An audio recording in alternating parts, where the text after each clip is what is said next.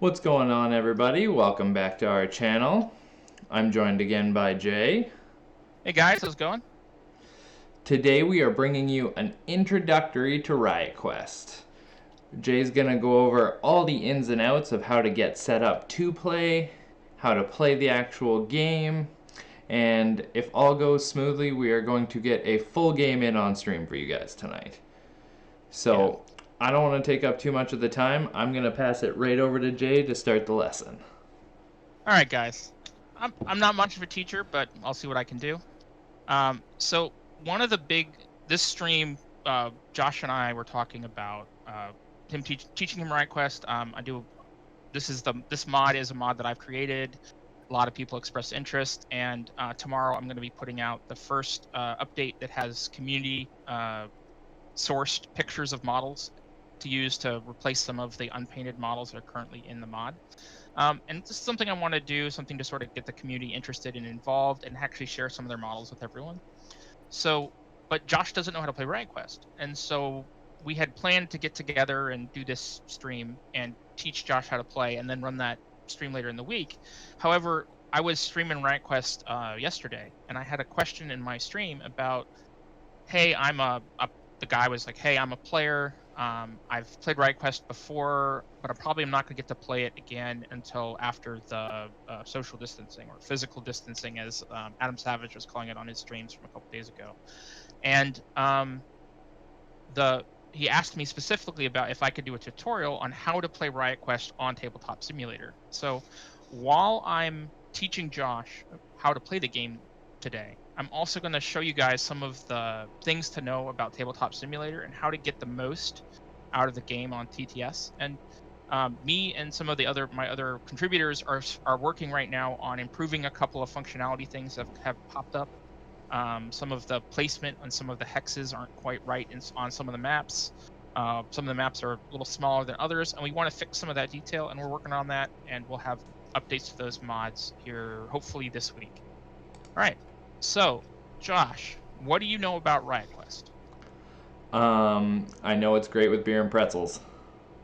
Yeah, well, it's definitely good with beer and pretzels. So, Riot Quest is Privateer Press's post-apocalyptic alternate timeline, but told through the eyes of a classic 80s and 90s Saturday morning cartoon. So, to give you an idea of what that means, Riot Quest so right now in the War Machine Horde, we talked about this a little bit in our Warcast from the MCAS stream, but right now, War Machine Horde's the universe is going through sort of an apocalypse event. The Infernals have shown up, and the time period's called Oblivion, and they've shown up and are currently trying to take by force 2/3 of all living souls that were promised them by Thamar in the past to give humans magic so that they could push the Orgoth out of Immorin and not have the human race suffer a genocide. So Riot Quest is an alternate future where the Infernals have won. They've killed off most of the population. It's a barren wasteland where the last couple of survivors are sort of fighting over what's left. And but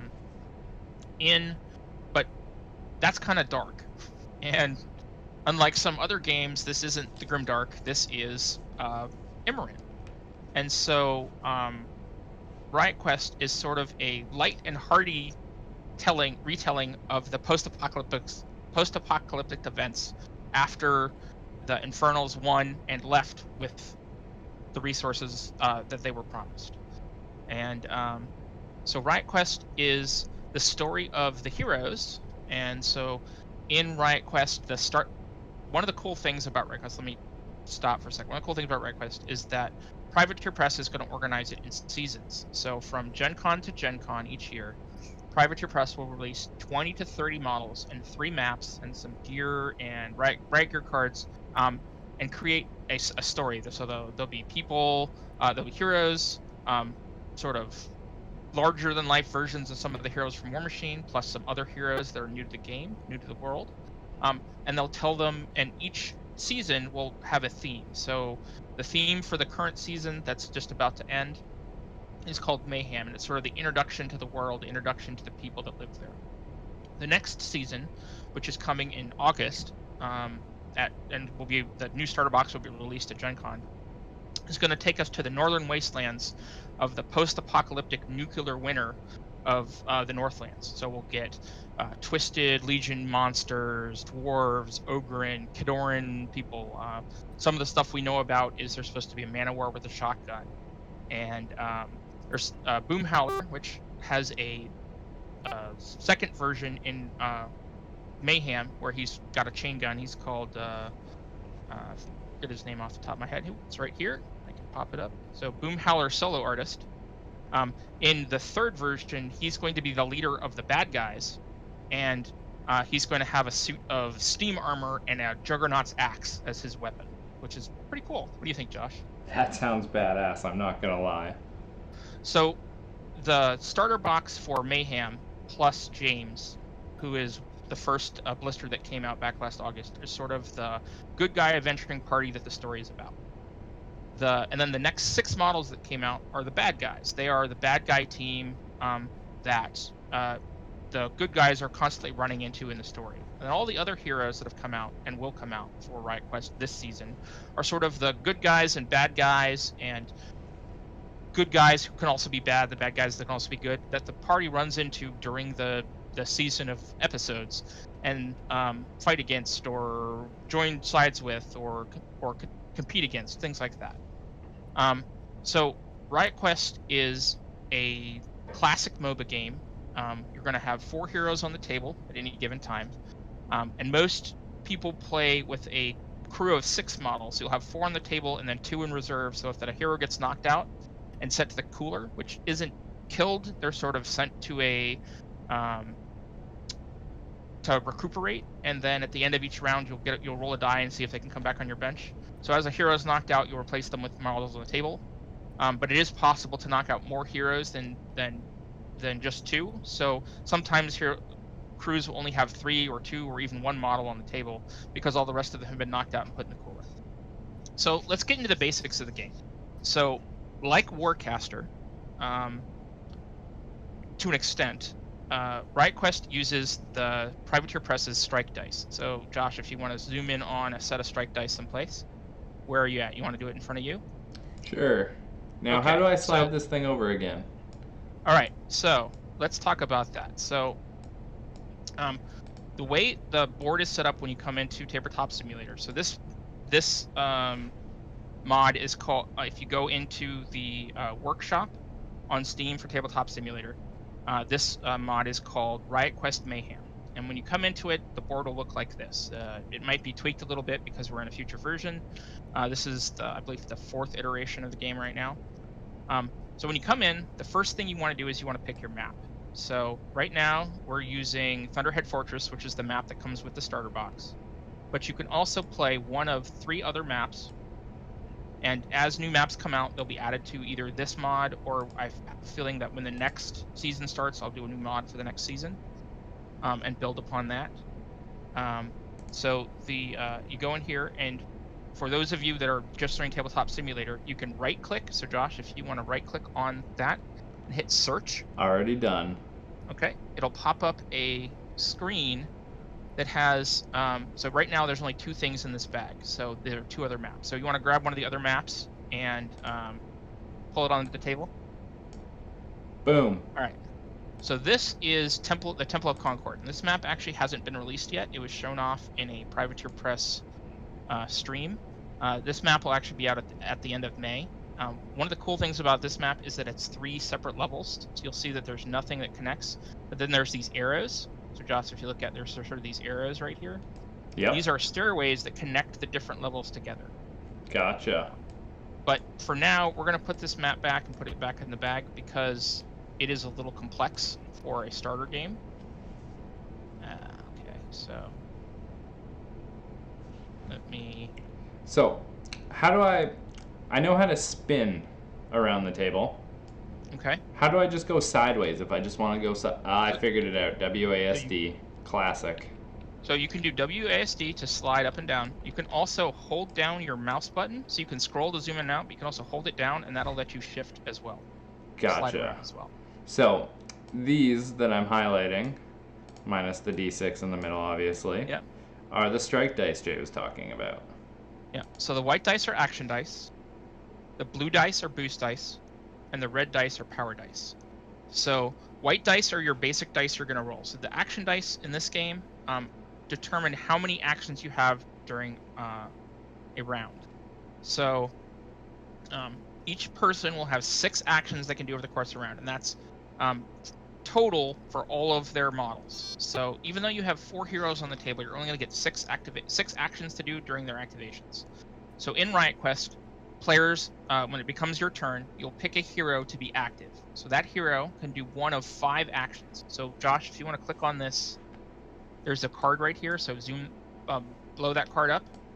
So these are the 5 actions that you can do during the hero's turn. You can run, which means you move. You can spend an action die to move the hero equal to their speed.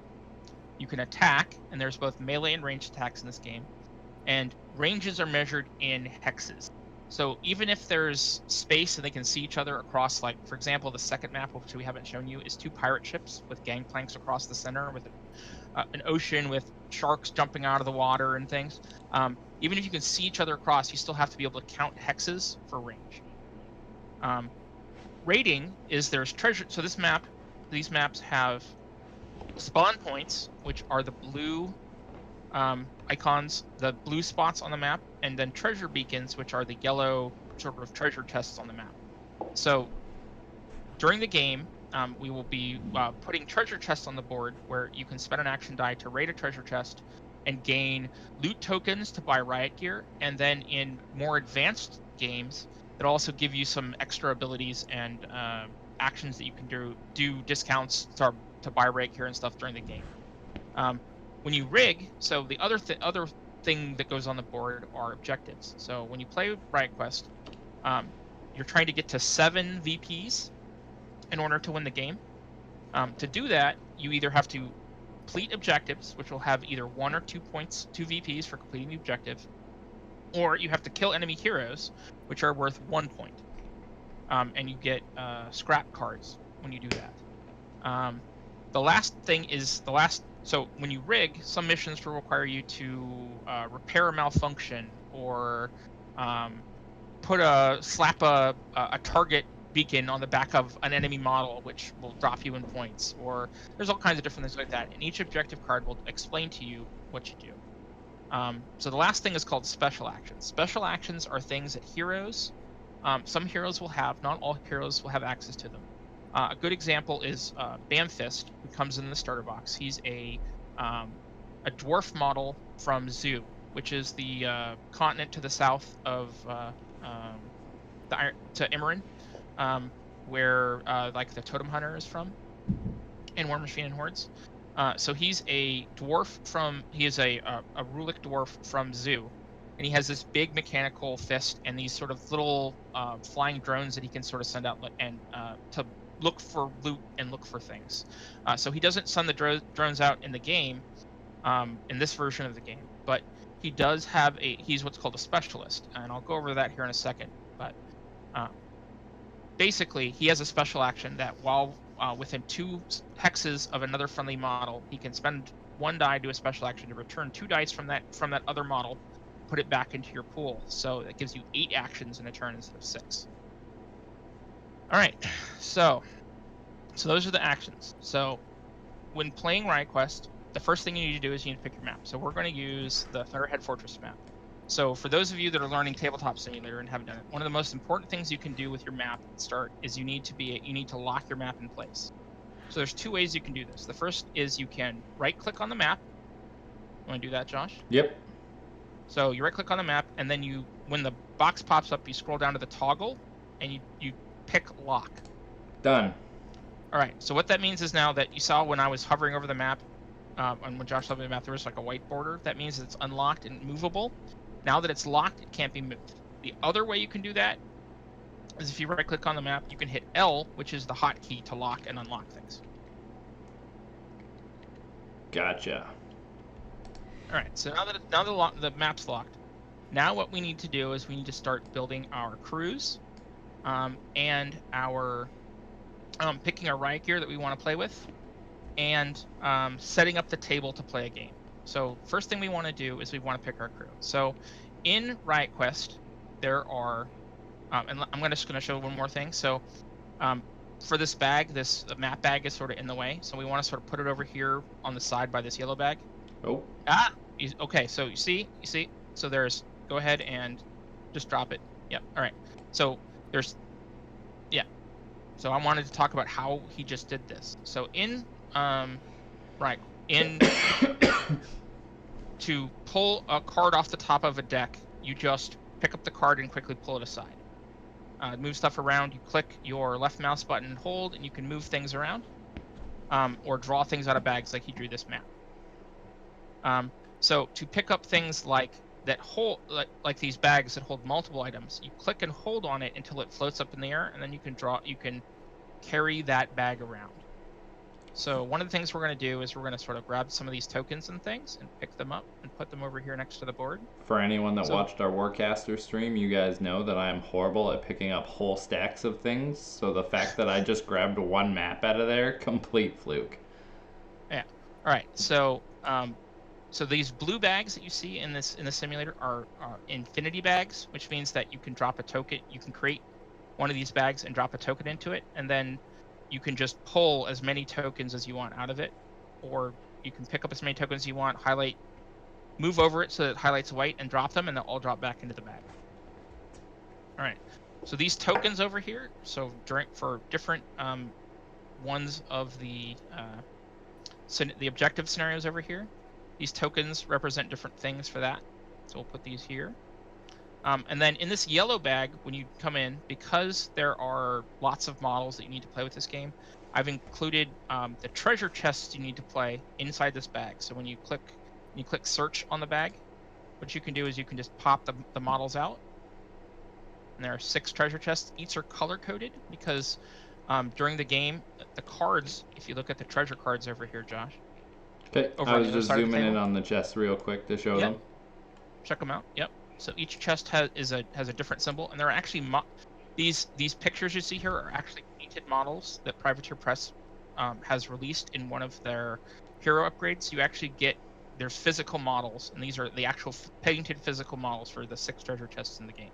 So when you buy the starter box, it comes with little cardboard tokens, which work perfectly fine to play with, and a cardboard map. But then you can also get neoprene mats, and upgraded physical 3D objects like treasure chests and spawn and warp gates and stuff like that for the game by buying different models and things for it. It's pretty cool. So if you come over here, you'll see these treasure chests. So in Warcaster currently we have 2 different objective decks, which are these 2 decks here, and 2 different treasure decks. The one farthest over to the left are the ones that come in the starter box, and these are the ones we're going to be using today. So these decks, if you look, the different treasure cards are all colored as different colors. So in Riot Quest, there are 6 different classes to play. There are gunners, which are orange. There are rogues, which are green. There are fighters, which are red. Scouts, which are yellow. Specialists, which are purple. And guards, which are blue. And we'll go over those here as we start talking about our characters. So you'll notice that this card, when I pushed it over here, it got rotated because this is a location where a player could be sitting to play the game. And it is thinking it wants to put it in its hand. So we'll talk about that here in a sec. But to spin a card, you can right-click on it, and there's a toggle that lets you spin right and left. But the hotkeys, Q's let you rotate to the left, E lets you rotate to the right, and to flip, like Josh was doing, you hit F while holding the card up in the air. You can also right-click on it, and there's a flip option.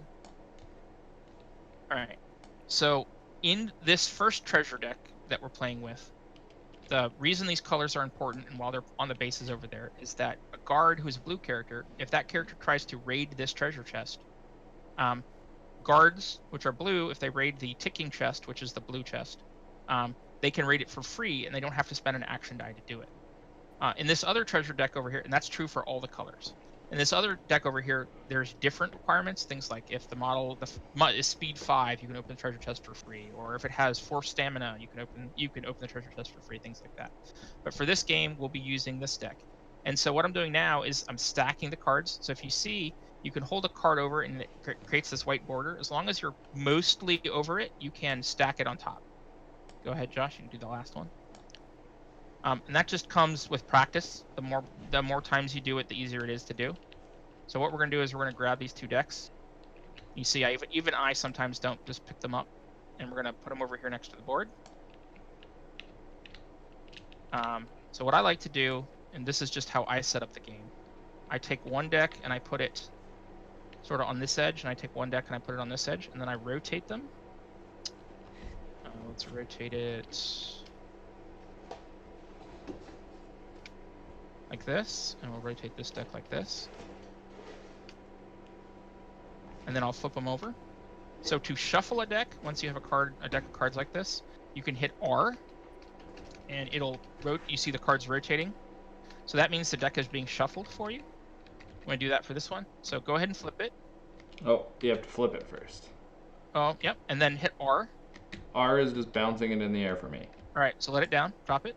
Yep. Pick it up again. Okay. Hit R. Huh. Let it down. Okay. Go ahead and drop it. Let me pick it up. All right. So why is that doing that? I can shuffle it if I right-click it. Interesting.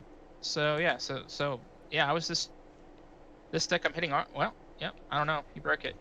Oh yeah, I broke it. It's my fault. Newbie. All right. Yep. So the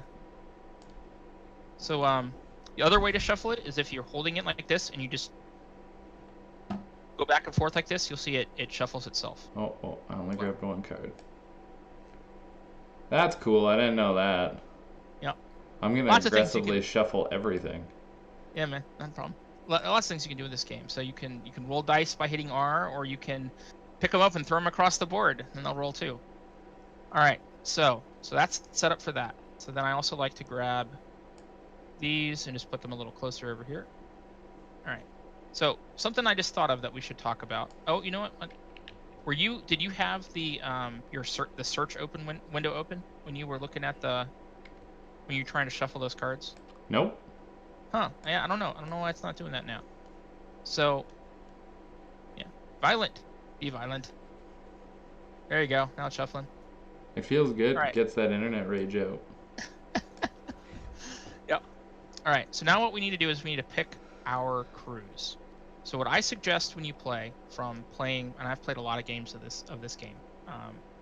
So I actually made this mod after playing my first game of Warcaster in TTS, and I realized that Riot Quest worked really well in Tabletop Simulator. And so when the game came out, my meta got into it pretty heavily, and I was at the point where we were playing 3 or 4 or 6 games a week sometimes. And so I hadn't played in almost 2 weeks, and right after playing my first game of Warcaster, I went in and searched in the workshop, and I was like, hey, there's got to be a Riot Quest mod, and there wasn't. And I was really surprised, and that's what got me putting this together. And then by the time I released mine, someone else had also put one up because they were also joining for Riot Quest. And I had been done a little more detail work than he had. He had some more. He's actually the one that created the maps that we're using in this one, and we've now contributed together and are working on this together, which is really helpful. All right, and his name is Richie. You might know him as let's see, what is his name? So Josh, while I'm looking that up, why don't you? So what I want you to start doing is I want you to start looking through these heroes that are right here. So you can either right-click on them and do the search function and look at the individual cards, and if you hit Alt, you can blow them up and look at the details. I want you to pick one of each color hero. Oops, I shuffled them. That's fine. It's not a big deal. And when you pick them, I want you to pull them out and put them on the table in front of your over here in front of the board. And okay.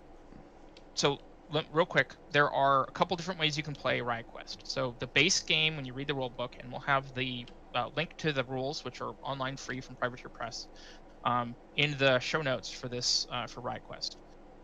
And we'll also have a link to this mod in case you don't already have it. So the way the rules say is you basically can play with up to 10 heroes and 10 riot gear. So that's sort of the basic way to play, but most people don't do that. From the 100 or so games that I've played, I've found that 6 heroes and 6 pieces of riot gear work the best. You have 4 heroes you can have on the table. You don't have sort of an unlimited pool sitting around, and your hand isn't stuffed over with Riot gear, so you actually have to sort of pick and choose what you're going to play with. The other, so in that 6 heroes, there's a couple different formats you can play. I'm going to mention 3 right now that I really enjoy. So the first one is sort of open format. Open format lets you play with any number of heroes from each of the different 6 classes. And it also lets you play with any Riot gear. The second format is called Adventuring Party, which is what we're going to play with tonight. It's actually what most people play who I've run into that are outside of my gaming group play when they play Riot Quest. Adventuring Party is you have one of each color of hero, each type of hero, and 6 Riot gear to support them. And you can use any Riot gear you want. The final, and the one I actually enjoy the most, I think, is called Specialist. And for Specialist, we weren't able to do it when it first came out, but now that we're getting to the end of the first season, there's enough heroes out that you can do Specialist. Specialist is that each player picks just 2 colors or 2 types of heroes that they can play with, and they build their whole crew from those 2 types of heroes. So you're going to be lacking in some areas, but then also have more of a certain kind of hero than you might necessarily have when you play Adventuring Party or one of the other. All right, so I'm going to look up my contributor's stream name. I'm not gonna lie, I'm just kind of glancing over the cards and I'm picking my favorite. Look at the heroes and look at the pick. Don't necessarily look at their rules. Look at what the pictures you like, and the art, and then we'll go with how they play from there. Yep, that's kind of what I'm doing. I'm like, I like this guy. I like this guy. And some of them you'll recognize, some of them you won't. Well, I'm a Signar player, so my boy Sir Dreyfus has to get used. So Sir Dreyfus has some of the funniest background, period, and I'll talk about him here more in a second. So Richie's name on Steam, and you might recognize him from like Facebook and some of the streams that probably does. He is Unplayable Trash Panda. I don't know if for those that watch the streams, I've definitely heard his name before on stream. There we go. I have selected my 6. Okay, so interesting. All right, so let's talk about the different types of heroes. So one of the cool things about Riot Quest is that there's lots of different heroes with lots of different background and story and interesting details on them. But they've also put something that connects all the heroes of a different type together. So you'll notice that each hero has 3 special rules on their card. Some heroes have a couple different ones. Like flight is a rule that doesn't count as a special rule. So if a model has flight, which none of the ones you picked do, it has its own sort of like special section. But for the most part, between the weapons and the actual abilities on each person has 3 abilities. So for each one of your specialists, all specialists are going to have Tinker, which is the first rule on Dr. Stygius, if you want to click on Dr. Stygius. So Tinker lets you, if you are adjacent, so if you're attaching a piece of Riot gear to this hero or a hero adjacent, so in base to base, in the hex next to this hero, when attaching it, you can subtract 2 coins from the cost of attaching that piece of Riot gear. So you're going to have 6 pieces of Riot gear in your hand. They are things that buff or up or add effects or abilities to heroes. Each hero can have 1 piece of Riot gear attached to them. If you ever want to attach a new piece, when you attach it, the Riot gear card that's in your hand, that's attached to the hero, goes back to your hand.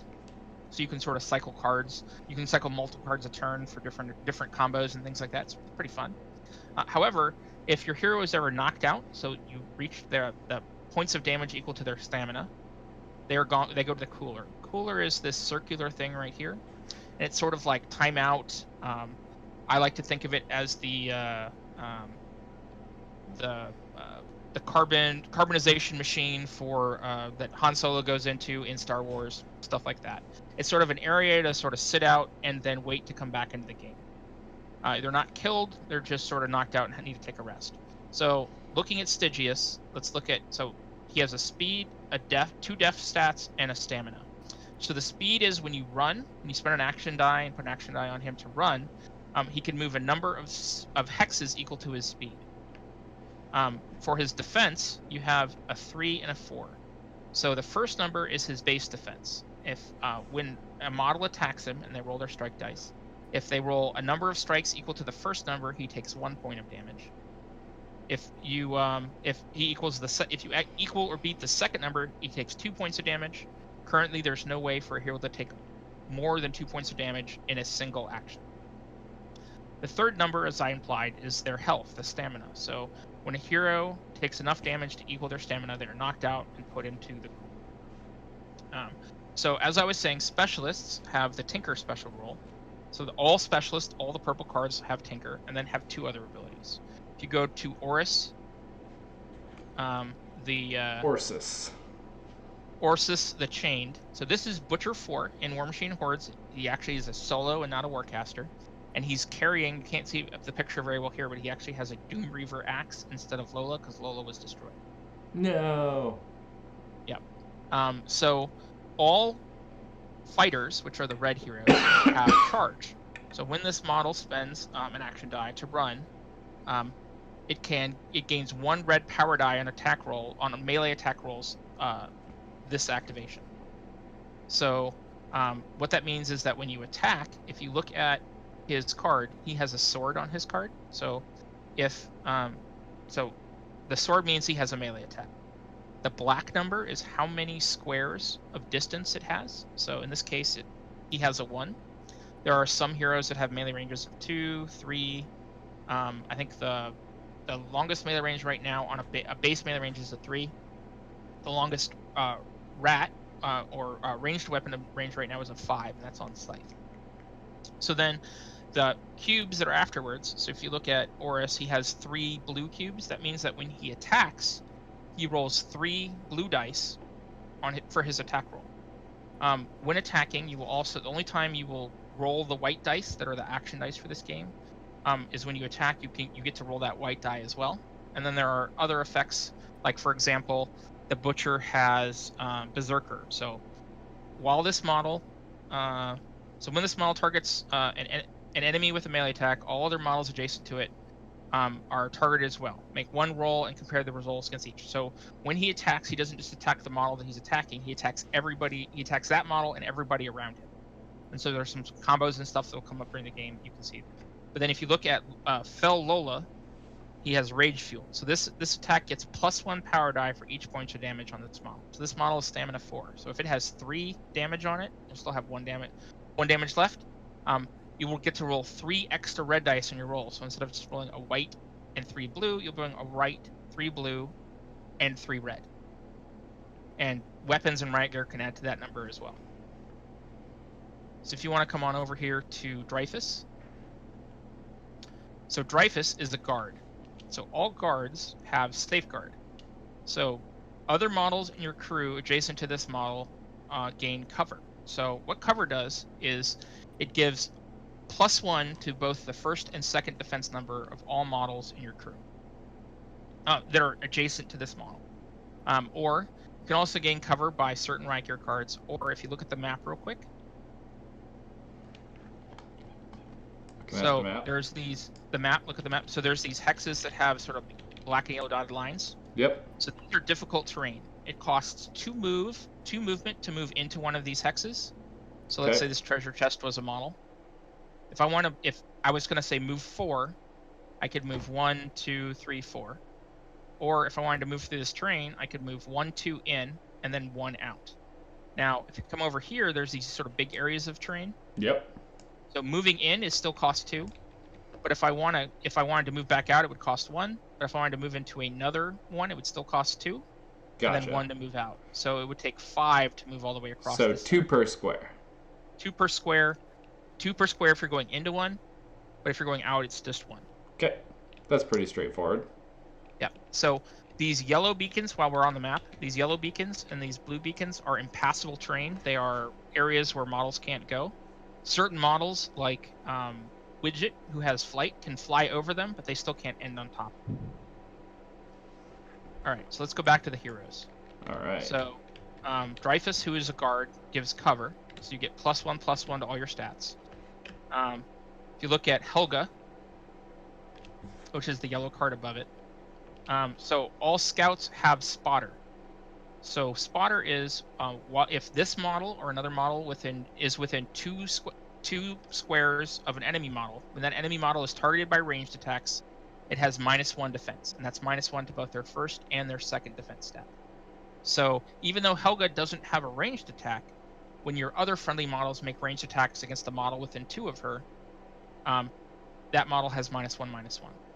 And you'll notice that on Helga's card, she has 3 blue and 1 red to her melee attack rolls. And that's just telling you that you, in addition to the 3 blue dice, you also get 1 red die. Alright, so let's go to Leadfoot and Treads. Alright, so Leadfoot and Treads. Yep, he's pretty awesome, and he's definitely one of my favorite heroes in the game. So Leadfoot and Treads is a gunner. So all gunners have a special roll called Aim. So this model can reroll any number of white action dice when it makes a ranged attack. So when attacking in Riot Quest, normally you'll spend 1 white action die to make an attack, and you get to add that to your attack roll. However, if there's like a special attack you want to make, or you have 6 VPs and you need to kill 1 model to win the game, for example, the only time you can spend multiple white dice on a single action is when making attacks. So if you want to, if you had 6 action dice in your pool, you could spend all 6 of those dice plus whatever their attack dice were for that attack, and roll all those dice together to try and win a game. Now, you don't want to do that very often, but you can. And so with Leadfoot and Treads, or any orange gunner character, you can reroll any number of white dice in an attack roll. Now, Leadfoot and Treads, one of the cool things about him is he has this stub-nosed cannon, which has a special roll called Point Blank. This is one of my favorite rolls in the game. And the Wastelander, who's the next guy we're going to go over, is actually going to hurt this ability a lot. So while adjacent to an enemy model, you get +2 red dice. So you can sort of roll right up there and get some extra dice to hit. This roll is also on Destructotron 3000, who's my favorite character in the game currently. So let's look at the Wastelander real quick. So the Wastelander is a rogue. So all rogues have an ability called Sneak. So normally when playing, you can always move through friendly models, but you can't move through enemy models. Rogues can move through both friendly and enemy models, as long as they don't end up in the space where those models are. So Sneak says this model can move through spaces occupied by enemies. So the thing that is really annoying about the Wastelander is this ability called Deflect. So effectively, and I won't read the full text out, but effectively what it means is when a model targets this model or another enemy model that's adjacent, another model that's friendly to the Wastelander that's adjacent, so in the hex next to him with a ranged attack, the Wastelander rolls a red die. If he rolls no blanks, so if he rolls any hits and there's only 1 blank side on a red die, that attack is deflected back and hits the person that shot the attack instead. So that is a nasty ability, and it works even against point blank shots, which is rough. Yeah, that seems really strong. Yeah, it's actually one of the. I think he's going to change. A lot of people play with very ranged crews, at least the people that I play with. I only have a couple of melee characters. I think he's going to switch the focus back to either a mix or stronger melee than ranged. All right, so we'll go over what all these guys do as we play the game. So let's pick some Riot gear. So next, what you need to do. Yep. So come over to where my area is real quick. Yep. Here in this corner. Yep. So when you come into the mod, all the Riot gear will be stacked together in this location right here where the Echo Displacer is. So I've pulled out 7 Riot gear cards. So these Riot gear cards are special because these use a special model called a gear model. And I just want to go over them real quick and where to find them. So all 7 of these cards are, so the Portal to the Grinderverse and the Instant Pillar, so this card right here, this card right here, came out on Black Friday of 2019 and as a sort of a special expansion set for Riot Quest. These other 5 cards are all found in the gear upgrade pack for the Mayhem gear upgrade pack that was released in March and is out now in stores. So each one of these 7 cards has a special card that is over here on the left by that's when you come in by the missions. And so what these cards are is they are the detailed rules for the models that each of these cards put into play. So for example, the instant pillar says during the hero's activation you can place a pillar, which is this top card, into play. And this gives you all the rules you need to play with the pillar. The surgery table is associated with the coin-operated theater. The mini wormhole, and there's actually 2 models for this one, is associated with the experimental teleporter, which is right here. The hypervelocity turret is associated here with the security anchor, which is this card right here. And I grabbed the whole deck because I'm good at things. I'm zoomed in, so let me put this down here. So the Grindaball, you should be familiar with this from Grind, if you're familiar with Private Press games, is over here to the Portal of the Grinderverse. The Gobbler, which is effectively a Roomba that runs around stealing money and loot off the table, is associated with this Best Boy 3000. And then the Decoy Gate is associated with Gate Bait here. So for the purposes of this game, it's because it's an intro game, we're not going to play with these. But if you want to play with them in your games, feel free. And the models for them are found in this gray gear bag right here, next to the models for the heroes to play with. And you can pull them out and play them. These cards, you only really need one of these cards because they're just sort of references for what the things do. But I just wanted to introduce them real quick because we're sort of going over how to play the game and where to find information. We will not be using them in this game, and they're in your right gear, Josh. So when you build your deck, you'll need to not play with these. And if you have a question about these, we will go over that. So we're gonna grab this. We'll just stick them over here for now. Okay. All right. So what I need you to do, Josh, is come over here. Yep. And here's the right gear. Yep. So I need you to right-click on this deck and go into search. And I need you to pick 6 pieces of right gear you think are interesting. Oh, if you have God, questions there's so about many. them, you can go ahead and ask me. If you want to sort of read them and abbreviate them and talk on stream and see which ones you think are cool or not cool. No, and while you're doing that, I will build my crew real quick and we'll get going with the game. Okay, I'll just kind of look over and go from there. All right. From a first timer perspective, we're just gonna pick some fun stuff. Sort of group that I play with. You there, Josh? Yep, I was muted. Yep, not a problem. Yeah, so I'll talk a bit about, I'll start going through some of this gear from a newbie perspective, and we'll just pick, you said 6, right? 6, yep. So the format we're playing, you use 6 heroes and 6 pieces of right gear.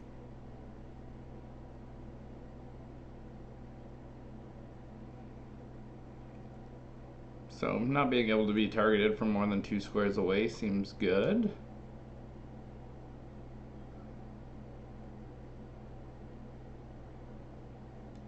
After the run is resolved, place the chosen enemy adjacent to this model. That's kind of cool. So you take someone with you. Translocator.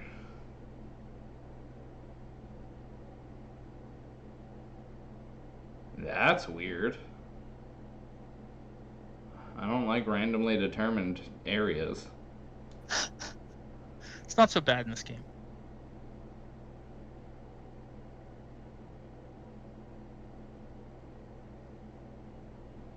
Ooh.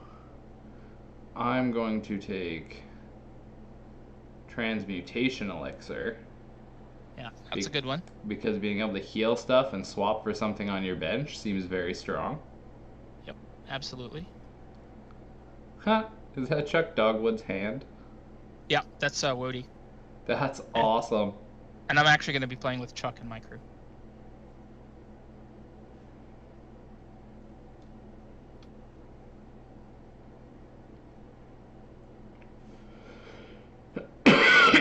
Excuse me. No problem. That's why I was muted. I had a good little coughing fit there. That's unfortunate.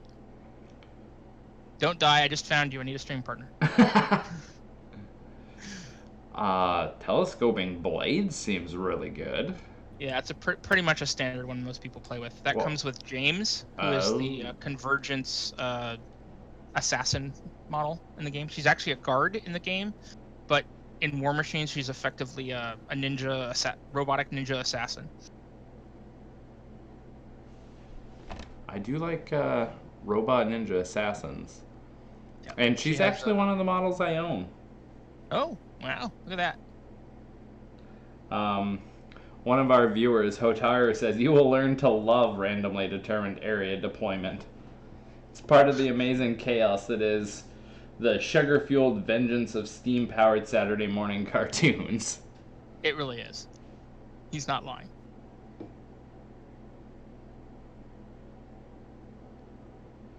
Ooh, that's expensive, though.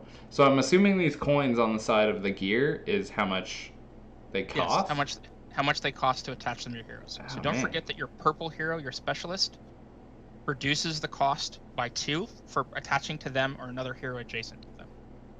And all specialists do that. Ha, speedy sniffer. Yeah, so I enjoy Go ahead. I enjoy the fact that it looks like the orb from Quidditch. Yeah, it's effectively what it is. So for Riot Quest, the sniffers, it's actually something that in the fluff that Bamfist has made. But the sniffer cards are actually promo cards for Riot Quest, and you have to get them by going to conventions. I own some. You own some? I'm so Yes. jealous. When I'm so jealous. I don't own any. I ended up buying Riot Quest off of somebody in the States, and it came with a couple sniffers. Wow, he must have gotten them at Gen Con, because they were promos from Gen Con. At least the ones that have come out so far in the US. Ooh, magnetic gloves seems good. Moving it's a a fun treasure one. chest closer to you in this game can't be bad, right? Nope.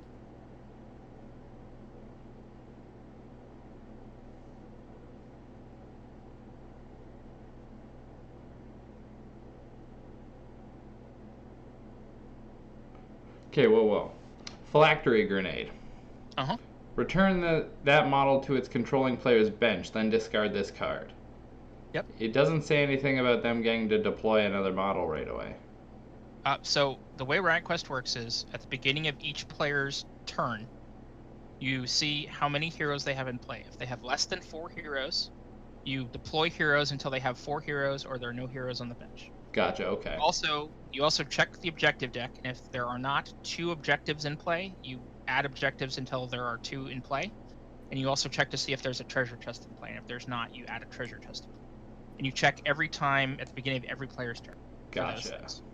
I'm going to take Loot Duplicator, because an extra roll on a treasure chest seems like it could be good. Okay. So I would definitely suggest taking at least one of, with what you have, one of Bang Rounds, or the Loot Hook. Oh, I was just looking at the loot. Hook shot? No. Yeah, I believe Hook Shot. Let me see. Hook Shot, yeah. Either Hook Shot or Bang Rounds. Definitely just taking one of those. Oh, yeah, I'm taking... Oh, wait. I have some range. Okay, I'll take Hook Shot. Yeah, you'll put this on either Stygius or Leadfoot and Treads. Gotcha.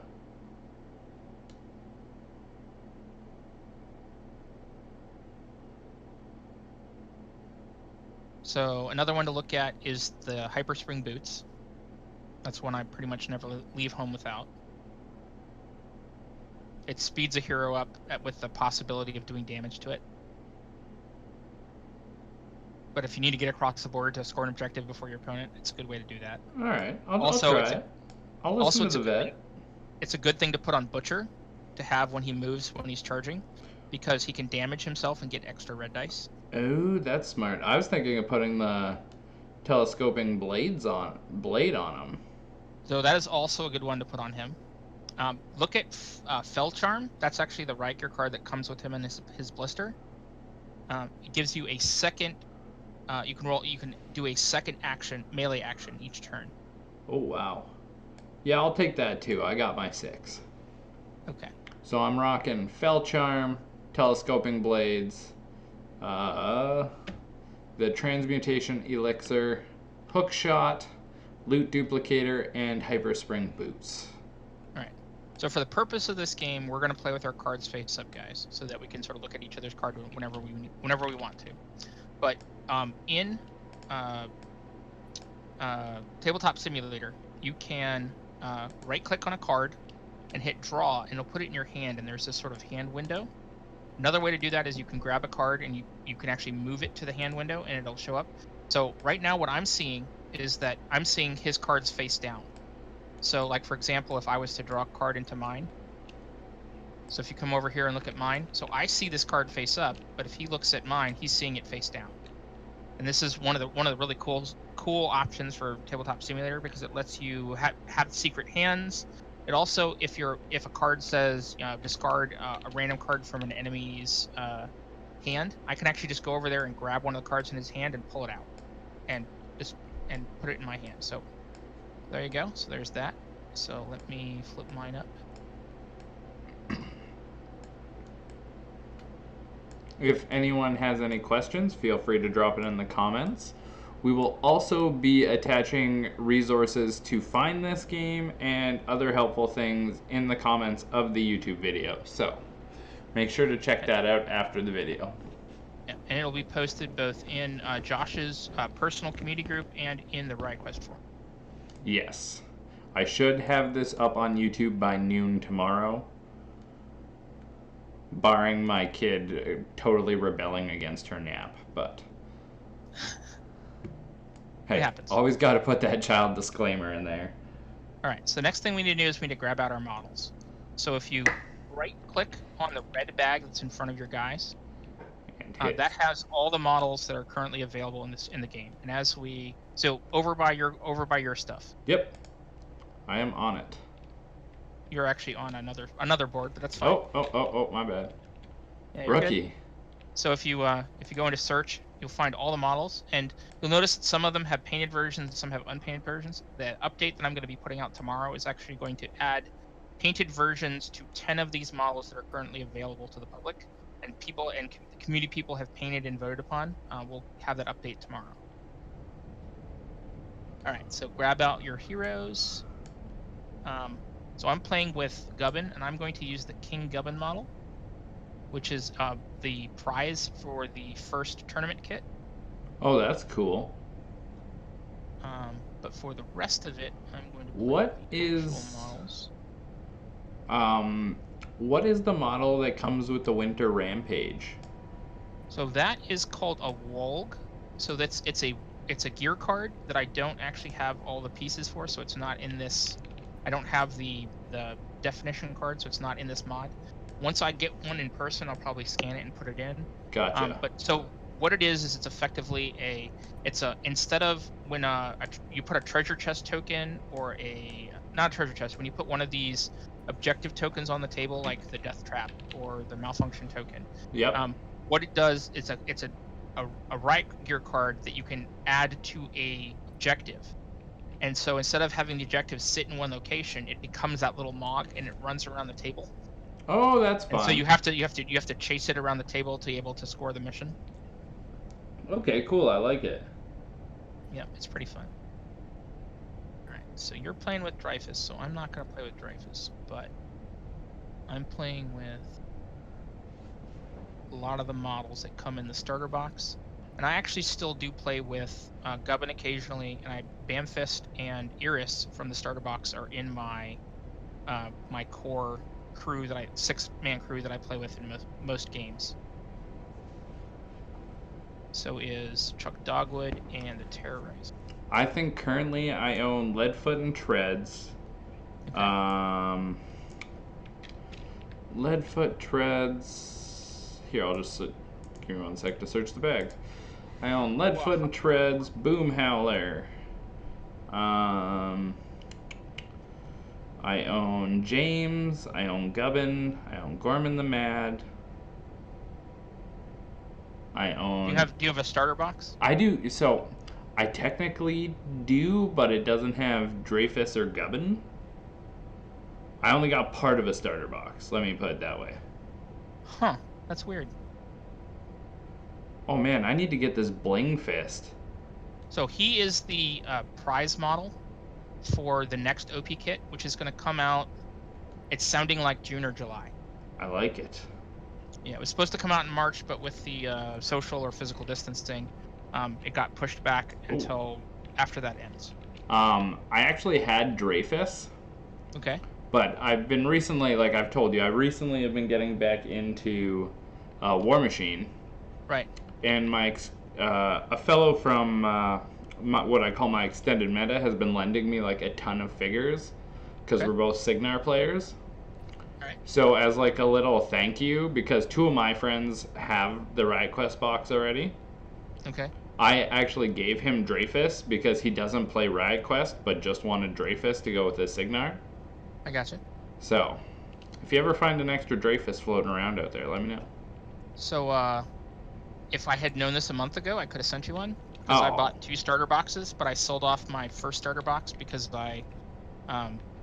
all of my locals had gotten enough stuff that they could play, and I didn't need to have a second starter box kicking around. Eventually, I'll probably buy another starter box and just sell off the additional figures, but... Yeah, and that's what I would suggest doing. Or give them to your meta, or, I mean, there's a lot of ways to get people in. People are always looking for extra Heiresses, because Heiress is such a good character to have Can around. you use multiple of one character? No, you can only use one of each hero. Okay. And that's why they're all named. So, the next thing I would suggest doing is if you come over here. Yep. So the dice are all, you can all pick them up, but the card the dice are on, the dice well, is locked. So what I would suggest doing is, just because it's easier if it's sort of in a spot where it's not as compact because you'll be putting the dice back on the well. Yep. I would suggest unlocking it, which I've just done for you, and moving it someplace where you can sort of centralize in your stuff. Done. And that's for anyone that's in the group. So the reason it's locked is just because if you want to play with it in the corner like this, it needs to be locked because you'll be picking dice up and off it all the time, sort of like how we locked the map. But when you set up your board, I suggest picking a spot and putting that stuff somewhere where it won't get in the way, because you'll be picking up these dice and moving them around a lot. And then once it's back in spot, I would suggest locking it again. Okay, so then I moved I locked and unlocked your BP clock, your point scoring thing. So also, let me go over this real quick. So if you click on right click on something, Josh. On what? Something that's anything. Just click on a card. Okay. So right click on it. Yep. And go into your menu. So you see these lines that are in between, sort of separating the different things. So in a very recent update, if you click on it, it'll hide stuff. Oh, yeah. So you remember how in the Warcaster stream I was complaining because I couldn't find like how to change colors or use the toggles? So this was actually happening in the update before we did that stream, and it's so that you can hide different levels that you're not using. And so I didn't know that, and I was in a friend of mine pointed out to me in a stream yesterday. So yeah. So just so people know, if you're missing things, you just need to go in and unhide them effectively. All right, so let's get playing.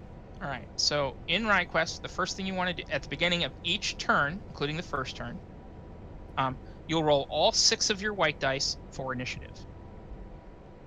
So what I suggest doing is pulling them on the board and then rolling the dice. And I'm just hitting R to roll them. You can keep sort of bouncing them up and down. So count up the number of strikes you rolled. I rolled a 3. 4.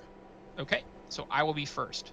So then you want to take your dice and put them back sort of loosely on the dice well.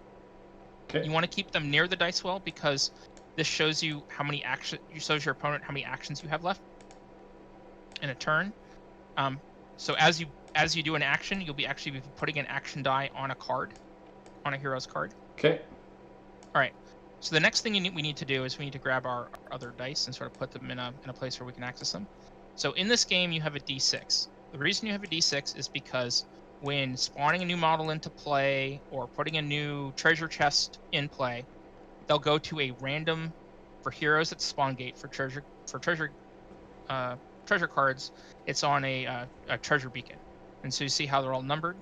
So what I do is, since I'm the first player, I'm going to pick a hero. So let's talk about your heroes real quick. Okay. So we have Leadfoot and Treads. So Leadfoot and Treads, we've said he's a gunner. He can reroll white dice. We talked about his point blank. So the other rule he has is called Ride Along. So what happens with Ride Along is, let's say he's sitting here and we have your Wastelander right here. Okay. So when Leadfoot and Treads runs, so you do an action to run, he's speed 4, let's say he ended up here. What you can do is you can pick a hero that was adjacent to him and put him in any one of the hexes, not this treasure beacon, but any one of the open hexes, including this piece of rough, difficult terrain, that are adjacent to him after you've moved. So effectively, they hop on the tank and they take a ride with him. Which is super useful. Super useful. It's one of the best abilities in the game, in my opinion. So something else you should do, I'm going to pull all your heroes off of here real quick. Okay. Is you should select all of your hero cards and lock them to the table. Oh, that's a good call. And I actually need to do that myself. Because you're going to have heroes on them and be picking stuff up and off. Yep. The other thing you should do is you should select all of your heroes. And make them a color? Pick a color for them like we do with Warcaster. So you do love your colorfuls. I'm sitting in my white spot. Well, it helps with knowing whose characters are whose if we have duplicates on the table.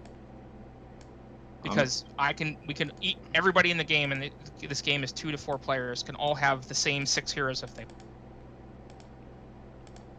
Well, that's not very bright green.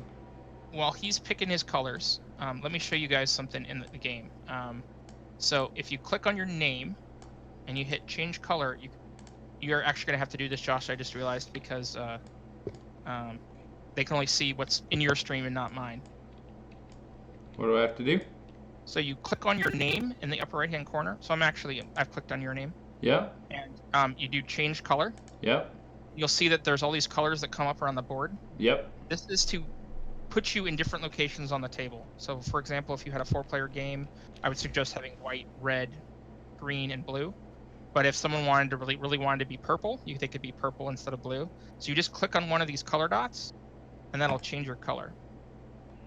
And I am always green. Yep, and I tend to be white. All right.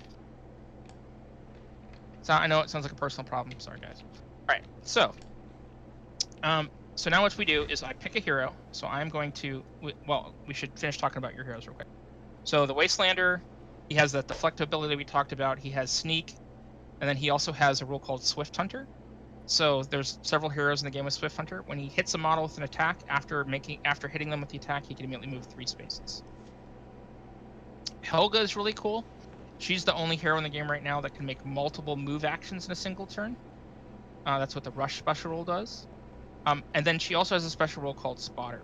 So they're called Caustic Fumes. And this is actually a rule that's also on Gurglepox, who's one of my normal play specialist characters. He's effectively a Necrotech sitting on the back of a Bonejack, which is pretty hilarious, with a big chainsaw, like buzzsaw in his hand. So what Caustic Fumes does is whenever she makes a run action, before making the run action, you can pick an enemy model adjacent to her and roll a red die. For every strike you roll, that model will take a point of damage. Now, if you kill a hero with this ability, you didn't kill them with an attack, so they're knocked out, but you don't get a scrap card because you didn't kill them with an attack. Gotcha. All right, so Dreyfus. Dreyfus has flank. So he has effectively a personal version of Spotter. So where the scouts get you get the -1 defense if you're within 2 hexes of for ranged attacks. With Dreyfus, it's the same thing but for melee. So if enemies within 2 spaces of this model have -1 defense against melee attacks made by models in your crew. He has Safeguard, which you talked about, and then he also has a special action. So this is one of special actions have this A in front of them. So he can spend an action die to leap and be placed 2 spaces from where he currently is. Now this is important because it lets him ignore terrain when moving, and also lets him hop over treasure beacons and spawn gates or other models if he wants to, friendly or enemy. Stygius also has a special action. His special action allows you to roll 2 blue dice and target a character within 2 spaces, and he heals damage equal to the number of strikes rolled on those 2 blue dice. He's the only model in the game that has a healing effect. There are some treasure chests that that when you roll for them also have a healing effect, but he's the only hero that has that healing effect. And then he also has one of the more interesting guns in the game. So when it's range 4, which is most ranged attacks are usually range 3. There's a couple of ranged 4s and one ranged 5 currently. So he has a rule where if he hits you with a ranged attack, he can roll. You can roll 1 red power die. If you roll a double, which is a 1 in 6 chance, you can take a white die from that model's controller's pool and put it on their card, which effectively makes it so they can't be activated that round. Which is really nasty. Really nasty, but very, very low percentage of actually having that happen. Yeah, it's almost like a bonus versus something to count on. Right. I've actually never seen it come into play yet. No one's ever done it in any games that I've played in, and I've only seen him in maybe 10 or 15 games. But his heal ability is a key ability that works amazingly, and it lets you not play with some of the healing rag gear cards that are common in a lot of people's decks. Which I took none of. Well, you took the healing elixir, which heals a hero and then swaps him. Yep. I have the actual healing elixir in mind, and we'll talk about it when it comes up. So we already talked about Horus. So Horus attacks everybody around him when he attacks. One of the cool combos you can do is you can take this telescopic blades that you have, put it on him, which makes him melee range 3. Yep. So he can attack a model 3 hexes from them, and then everybody adjacent to him as well. That was the plan. Yep, he's pretty good that way. I love me some Butcher. So what I'm going to do is because I'm first, I'm going to pick a hero. So I'm playing with Bamfist, Chuck Dogwood, Dez, the Terrorizer, Gubbin, and Iris. So except for Dreyfus, Bamfist, Dez, Gubbin, and Iris are the models that come in the starter box. They are all very good, and they all have good places. I don't use Dez very much because there's some gunners I like better, but there are still several people in my playgroup that use her regularly. Bamfist is a key support piece, I think, and I use him a lot. I've started playing with a couple others recently, but Gubbin is a great model for 3 and 4 player games because, like the Butcher, when he attacks, he doesn't just attack the model he throws his bomb at. It hits the model. It has a chance to hit the model that he attacks and every model adjacent to that model in an explosion, including himself if he's close enough. And on a quick note of you mentioning 3 and 4 player games, yep, I do in the near future want to get a 4 player game going on stream. We'll include my streaming channel. So I have my own streaming channel. We'll include that in the description. I actually have a couple of Riot Quest videos from this past weekend that are 3 and 4 players. If people want to check those out and watch them. And I know a couple of our viewers have already expressed the fact that they would participate. So yeah, we're definitely down to play some games. This game is a blast. And Josh is excited, and he hasn't even ever played a game yet. All right, so let's get going. So I'm going to pick the Terrorizers. The Terrorizer is kind of a cool guy.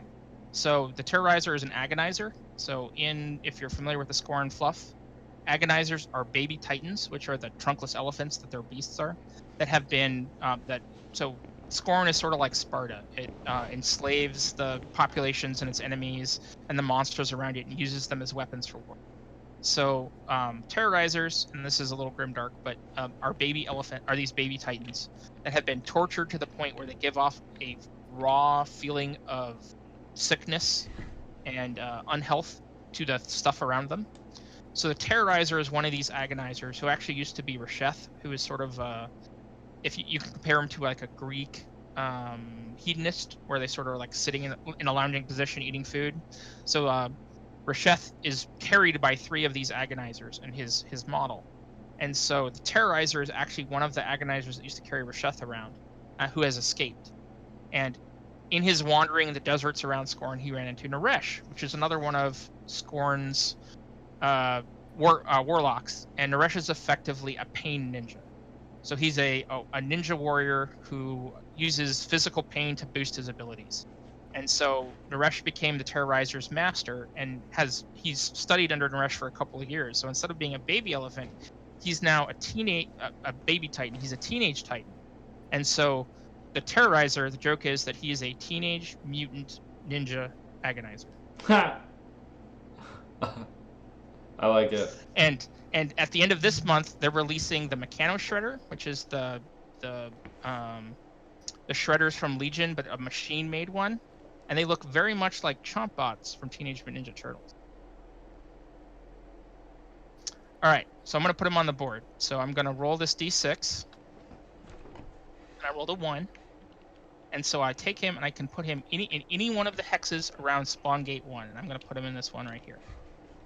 So now, Josh, it's your turn to nominate a hero, roll a d6, and put him out on the board.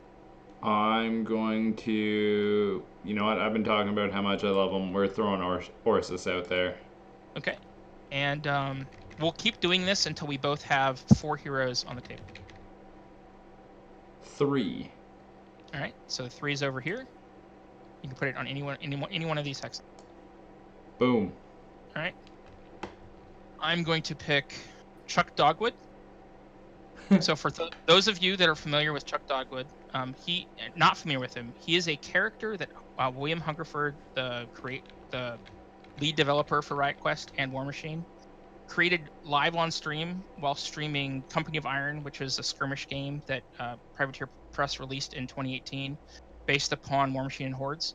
And he's this druid he's a blackclad from Circle, but he's not so good at paying attention, and he's one of those kind of people that's like, ooh, shiny, and goes and gets distracted. But the one thing he's really good at is making woads. He's really good at making woads, and he's made this little hand puppet, which, if you're familiar with South Park and Mr. Hat, is effectively a magical Mr. Hat, called Wody. And actually the magic that Chuck Dogwood has comes from Wody, not himself. Huh. All right, so I'm going to roll for Chuck. Chuck. To the 4, so right where he is, and I'm going to put him right here, opposite the Terrorizer. All right. Go ahead. I'm going my boys, Leadfoot and Treads. Ooh. They're going to the 5. All right, so over here. Yeah. All right. So now I'm going to pick Iris. By the way, Jay, Yep. we have Zolamandi and Hotaro hanging out in our stream. So Zulamandi is Kimmy. Kimmy actually is in some of the streams. She watched a Warcaster game that I was playing and was friends with the guy I was playing with, and I've actually gotten to know her pretty well. And she's a pretty cool player. She's definitely getting into the game, and we'll definitely stream with her in the future. Yeah, she's one of the ones that said she was down with the 4-player game. Yep. And Hotaro also said that when we were talking about the Meccano Shredder. Right. They're called Mousers, Jay, from Teenage Mutant Ninja Turtles. I know them as Chomp Bots, man. I'm a little older. They're Chomp Bots to me. That's from the original comic book, pre the cartoon. Oh, you just dated yourself, friend. Hey, man. When Teenage Mutant Ninja Turtles came out, I was in high school, so. I'm going Wastelander, because he looks sweet. He's a badass. And he's going to be hanging out with Ursus. Seems bad for me. Or him, depending on if I can get Ursus to attack while he's adjacent. Alright, and then my final model is going to be Bamfist. Alright, Bamfist. It's going to go to the 2. Guess that's not that bad. So normally, when I play with Bamfist, he likes to hang out, like, all 3 of my other crew guys end up close together, and he ends up all the way across the board. He's the guy that gives you extra actions, which is always bad. Though for Leadfoot and Treads, if you're playing with Bamfist, you want to get him like on Leadfoot and Treads, because Leadfoot and Treads can roll around, do some actions. Bamfist can give him some more, and then he can activate again. Because if a hero has dice on his card during the beginning of your turn, you can't activate that hero again until there aren't dice on their card, or until the end of the round where the dice clear. Hotaro says, you don't get to play your Teenage Mutant Ninja Jerk Beast until you acknowledge the Mighty Mouser. Alright, Stygius is going to the 4. So, funny thing, Hotaro, Legion is the only faction in War Machine Hordes I've ever actually never played before. I've played every other faction, including Infernals. I actually just finished playing Infernals for the last 6 months. But for some reason, and I think it's because Legion was cheating in Mark 1 and Mark 2, I never played them, and I still have yet to play them. I have a little bit of stuff that's sitting around waiting for me to like finish the army out and play with it, but Legion is that one faction that I've never actually ever played with. And by cheating, he obviously means OP as hell. Yeah. So they used to ignore terrain. Like, terrain basically didn't exist on the board in Mark 1 and Mark 2. And in Mark 1, their flying models didn't ignore free strikes. They basically ignored everything in the game and played their own game. I'm being A bitter facetious, Betty. or yeah, a little bitter, but at the same time, I'm not 100% wrong. Oh, no, All you're right. definitely not wrong. All right, so we've got this stuff out in play. So now, it's my turn. Yep. I need to, beginning of my turn, I need to pick a hero to activate. So I am going to activate. I think I'm going to activate Iris. Okay. So what you do is you take a white die. Yep. It's in your action pool. It's in your dice pool, and put it on Iris's card. Yep.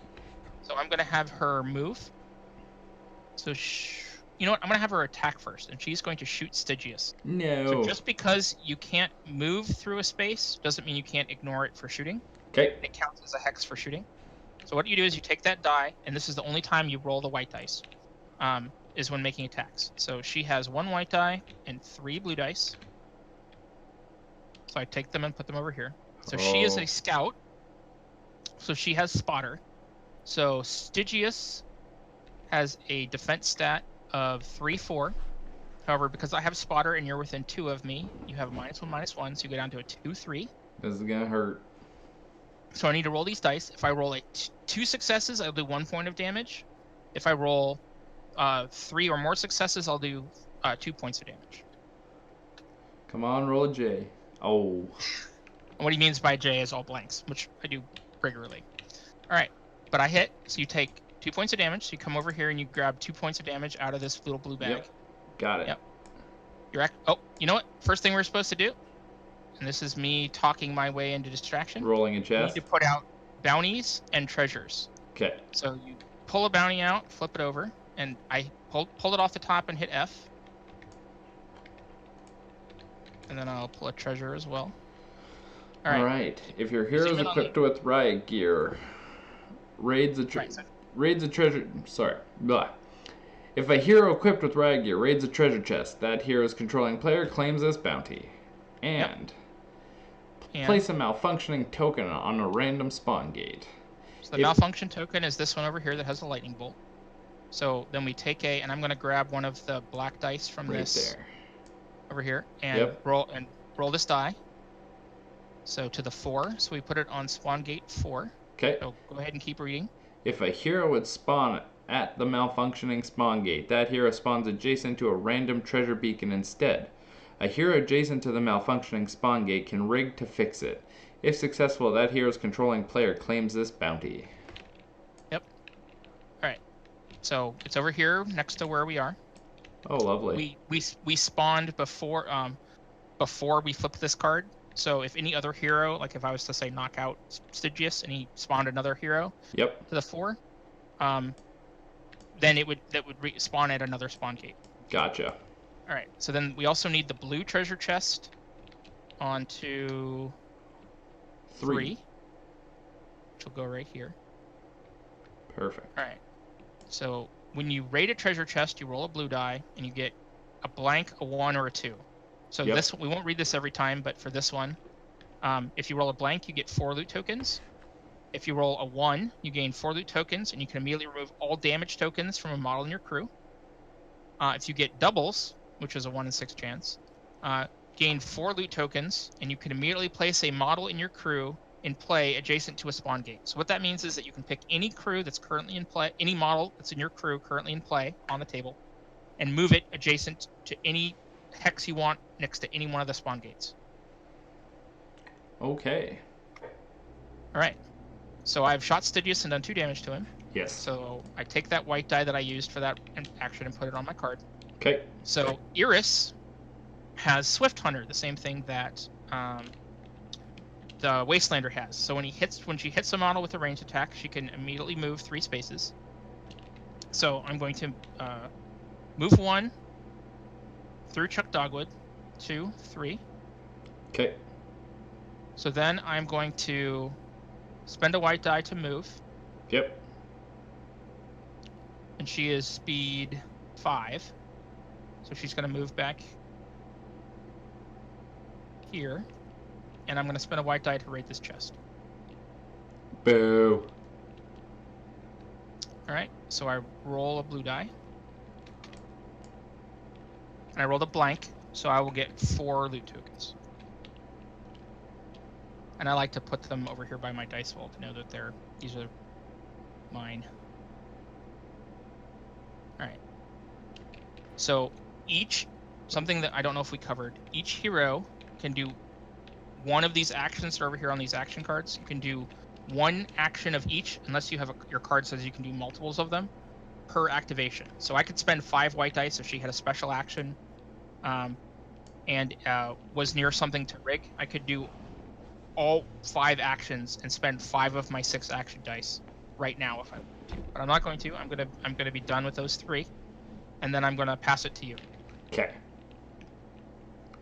So first things we need to do. So I raided this treasure chest. Yep.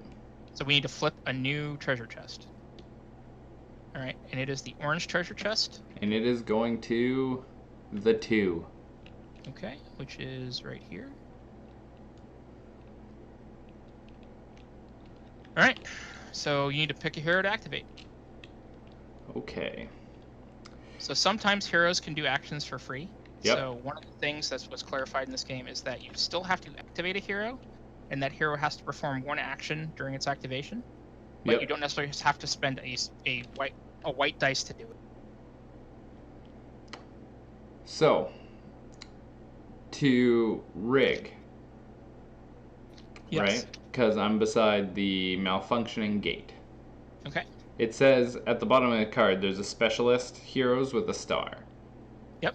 What What that means is when you roll a rig test, you Yep. normally roll 3 blue dice, and you need 3 successes to succeed with the rig. Yep.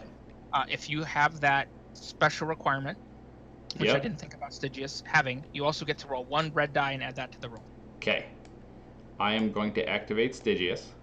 Okay. And I'm going to attempt to rig. All right. No whammy, no whammy, no whammy. Whammy, Or in whammy, your case, whammy. whammy, whammy, whammy.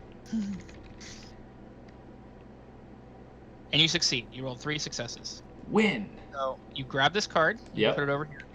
Where do I put it? Just anywhere over there. Okay. So you'll sort of collect them so that we can verify how many VPs you've scored. Okay. Now, in a normal game, you won't have this thing, but it helps for us to know. So you'll hit it to 2. So you have 2 VPs. You need 5 to win. Okay. And we'll remove the malfunction token. Yay. And then at the beginning of my next turn, Yep. at the beginning of the next player's turn, if you're playing a multiplayer game, you'll flip over another objective. Okay. You don't do it immediately. Sounds good. All right. So what's your next action you want to do? Okay. Now, can Stygius heal himself?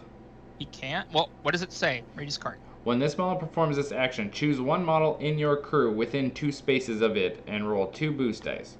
Remove Okay. So by that wording, yes, he can, and I'll show you. I'll tell you why. So if I look at Banfist, Banfist has empower. So when this model performs this action, choose another model in your crew within 2 spaces. Return 2 action dice spent by that model to your dice well. So in Banfist's case, he has to pick another model.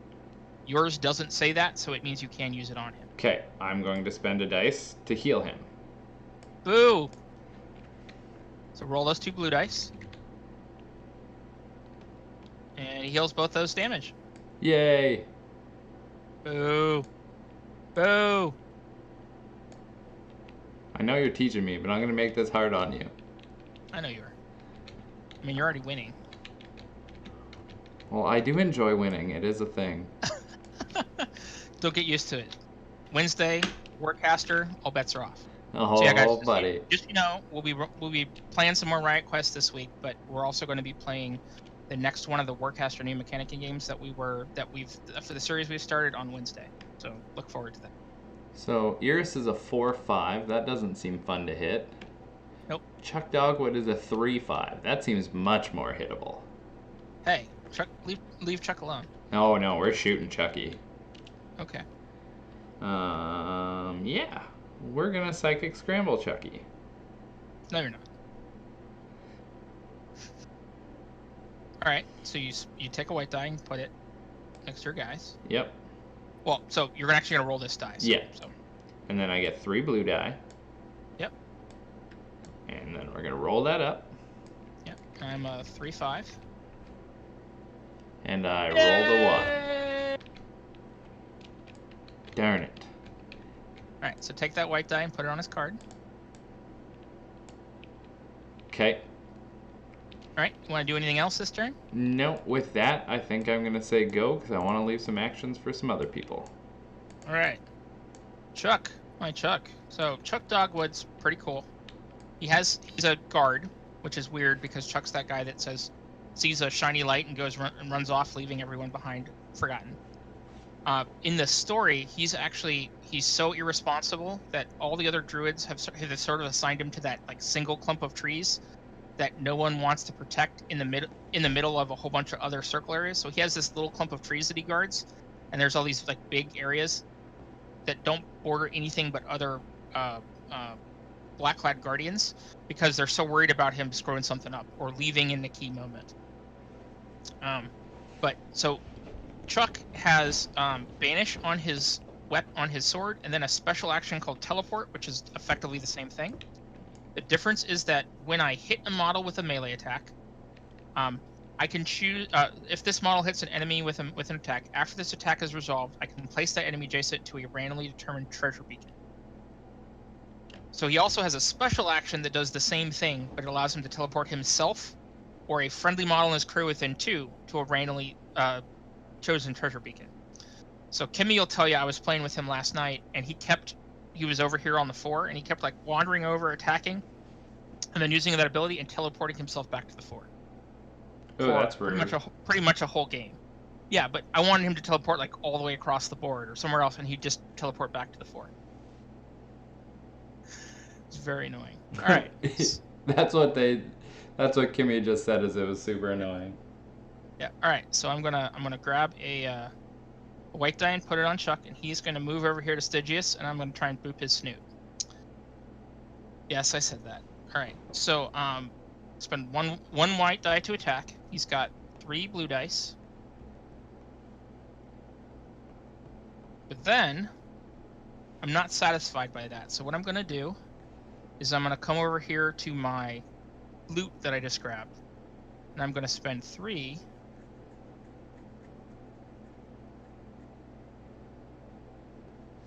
and put telescoping blades on Chuck.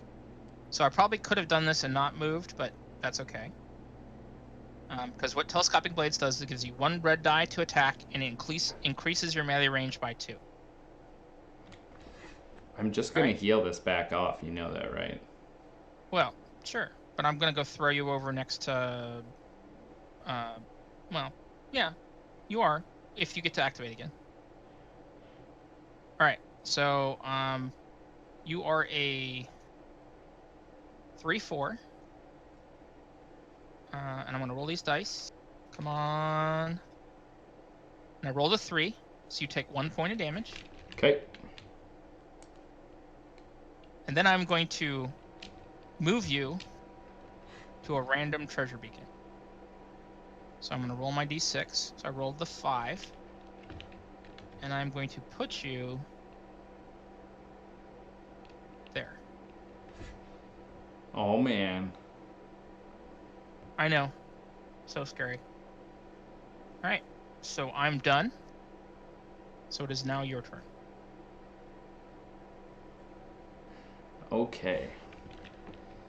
Now I have to determine how to Oh. So we should have done it at the beginning of my turn, but that's fine, and we forgot. So we need to play another bounty. So I'm going to pull a bounty. All right. So this one is Bullet Magnet. Place a turret token on a randomly determined treasure beacon. So you want to roll random die for me? Okay. We got 1.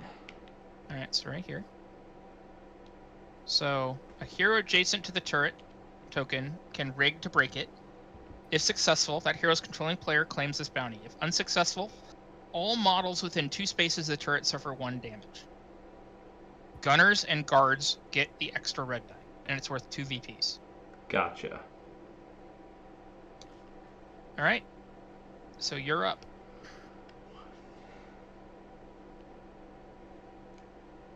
So close, but so far. Only you had Riot gear. Yes.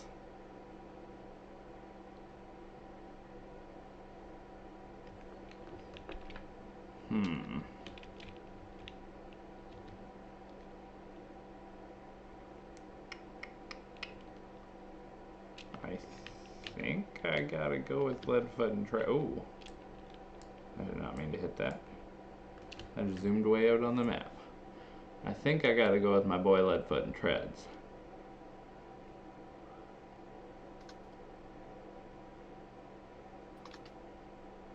Yeah, we'll go with that. So I'm going to give them an action to move. I'm going to move them to there. Okay. And then 1, 2, 3, 4. Am I in between two? I am. Yep. There we go. 1, 2. Oh, you're just out of my range. Shucks. Wait, can I do that any better? I was here, right? 1, 2, 3. Yeah, I could have went one more. Yep. 4. Perfect. Now I'm going to spend one. Okay. To pew the Terrorizer. I don't like things with forearms and weapons. Oh. So, actually, Hotaro, the guy that we've been talking to, I just joined the stream so I can read the chat. This is Carl. This is the other guy that I was playing with this weekend. Gotcha. I didn't realize that he's just called the Sea Otter on Discord. All right. So let's roll this up, right? Okay. Yep. I rolled 4. All right. So I am a 2/6. So I will take a point of damage. I feel accomplished. Okay. So that you know, Yeah. the Terrorizer has a rule called Pain Driven. Remember I told you he was trained by a Pain Ninja? Yep. So when an enemy super damages this model, so it does 2 damage with a single hit, you can return 1 spent white action die on this model to your dice well. Oh, gross. Yeah. And he also can make both a melee and a ranged attack during his activation. Because if you look at him, he has 4 arms and he has guns and sword. I was gonna say, I hope so with that many arms. And the claw that's on his hand is actually the first Scorn Battlebox caster's claw. Why can't I think of his name off the top of my head? Morgul? Morgul, yeah, it's Morgul's claw that he picked up when he was escaping from Scorn. Oh, what did I roll? Oh, you rolled a 4. I had a blank though, eh? Oh well. I have aim. Wow. I could have re-rolled to try for 6. Was it on a white die? Because you can only re-roll your white die. Oh, okay. No, I think it was on blue. Yeah. So yeah, gunners only re-roll action dice or white dice. Oh yeah, it says that. Yeah. Reading's hard, guys. Yeah, Destructitron, which is my favorite character in Riot Quest right now. He's the Convergence cavalry robot. Yep. That has point blank. So he's a gunner, so he can reroll white dice, but he also has a special rule that lets him reroll all red dice in his roll. And I'm gonna pass it over to you, I think, and hold on to my 1 dice. All right, so I've got 1 action die left. You are unfortunately 4 squares away with Leadfoot and Treads, and the Terrorizer is only a range 3, so he's not going to be able to shoot you. Totally planned it like that. Totally. I think what I need to do is I need to get Bamfist somewhere more effective. So I'm going to spend that white die to have him move. But what I'm going to do is I'm going to attach a piece of Riot gear first. So I'm going to attach the Hyperspring boots. So the Hyperspring boots normally cost 2 to attach. However, Bamfist is a specialist, so I reduced the cost by 2 to a minimum of 1. And I have 1 Riot gear token, so I'm going to spend that 1 Riot gear token to attach it to him instead. So what Hyperspring boots do is that at the beginning of an action where you run, before moving, you can roll 2 red dice. for any strikes that you roll, you add that number, that amount of that number to your speed. So, like, for example, if I was to roll 2, I would go from speed 4 to speed 6. And that also adds to your speed until the end of the round. So even if you switch Hyperspring Boots off of him, it counts for things that require to get bonuses for being speed 5 or higher, things like that. All right, so I'm going to roll him. However, for every blank I roll with Hyperspring Boots, I also will take a point of damage. And I just rolled double blanks. So he hurts himself and takes 2 damage. Oh, poor Jay. You know, I had to screw up at some point. It was bound to happen. You hadn't rolled one yet. Alright, so I'm going to move. I'm actually going to go... Alright, so I am activated out. I don't have any more dice. Can't do anything else. Okay. So now it is your turn. I am going to...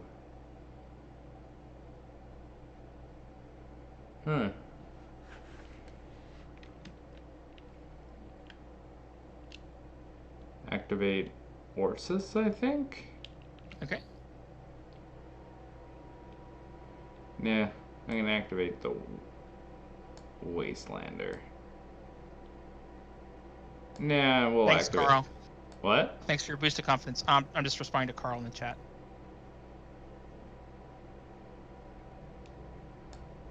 I'm gonna move Orsis there. Okay. He Right. can go another one, you know. He Yeah, can go, okay. I'll hang out beside you. Oh, hi. Hi. So, all my dice are spent. Okay. So that's the end of the round. Okay. So first thing we would do is you would, if you had any models in the cooler, you would roll 1 white die for each model in the cooler. For every strike you rolled, not every strike on each dice, but every strike total that you rolled, you could return that many heroes from your cooler to your bench. Since neither one of us have models in the cooler, we don't have to do that. So now you grab your pool of white dice, and we're going to re-roll them for initiative for the next round. Excuse me. How are we doing on time, Josh? Do we have time for some more? Oh yeah, we'll finish her out. Okay. Oh, I rolled a 6. Well, look at you go. I rolled a 3, so you're first. Oh yeah. This is exactly what I wanted. It's not what I wanted. Okay, so a few different things I want to do here. Yeah.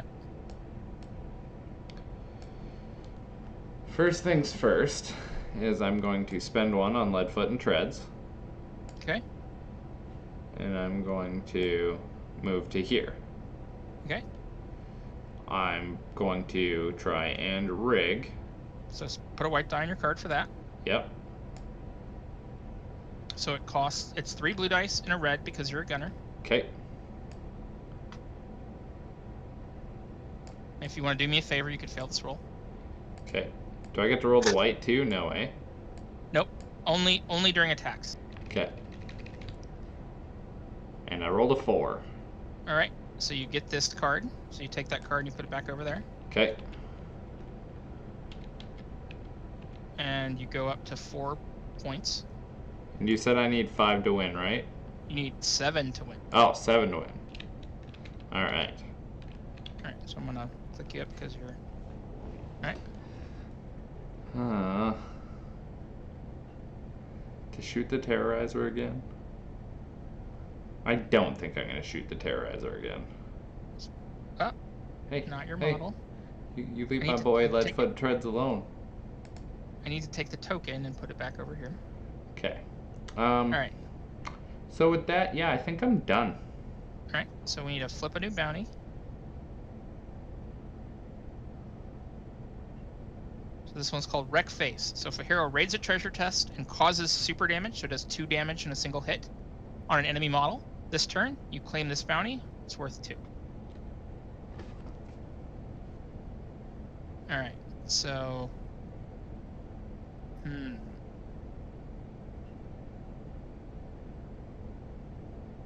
So Bamfist is going to go. He's going to spend a die to raid. I'm going to raid that treasure chest. Okay.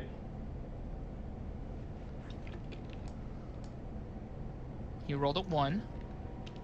So, gain 3 loot tokens, and you can return a riot gear card discarded from the game to your hand.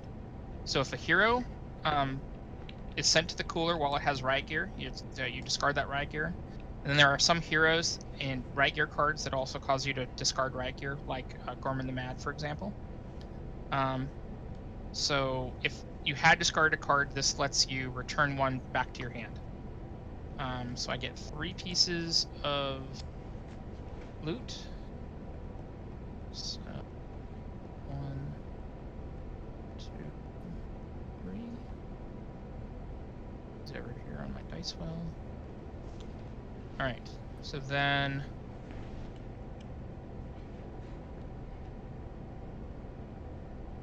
didn't So, get money, so I can't do that. Because I'm a nice guy, I'm just going to Yeah. remind you that you scored this bounty.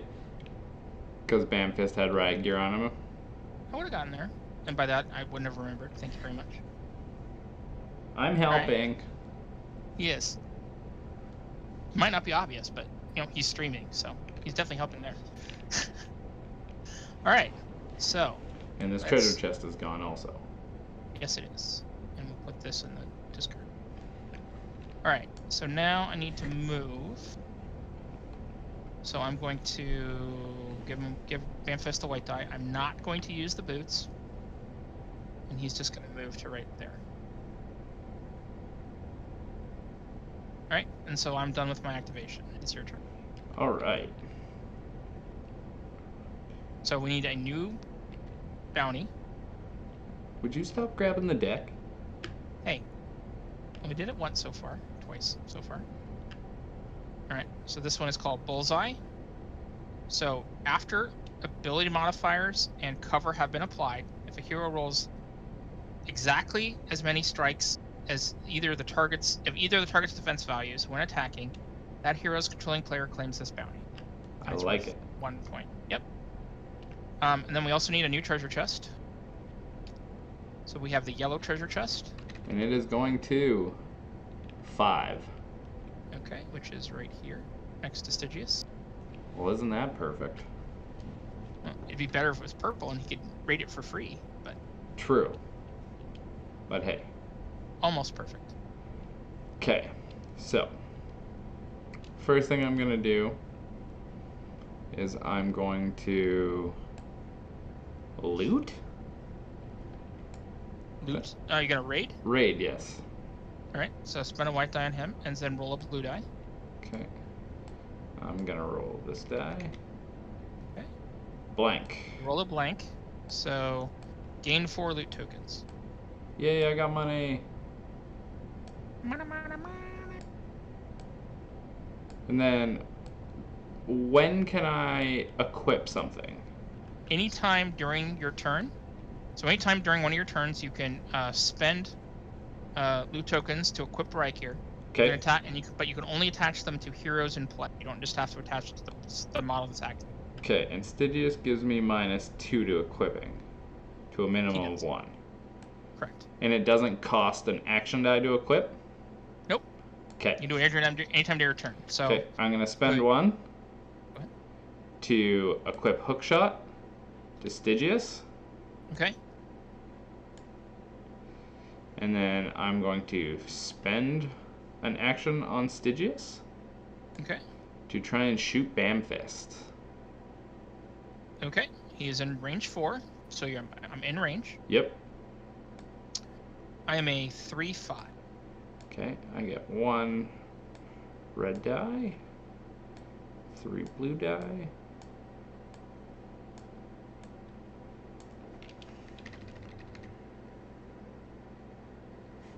Alright, so you roll a 3, so you do a point of damage. Bamfist already has 2, and he has a stamina of 3. So he's going to get knocked out.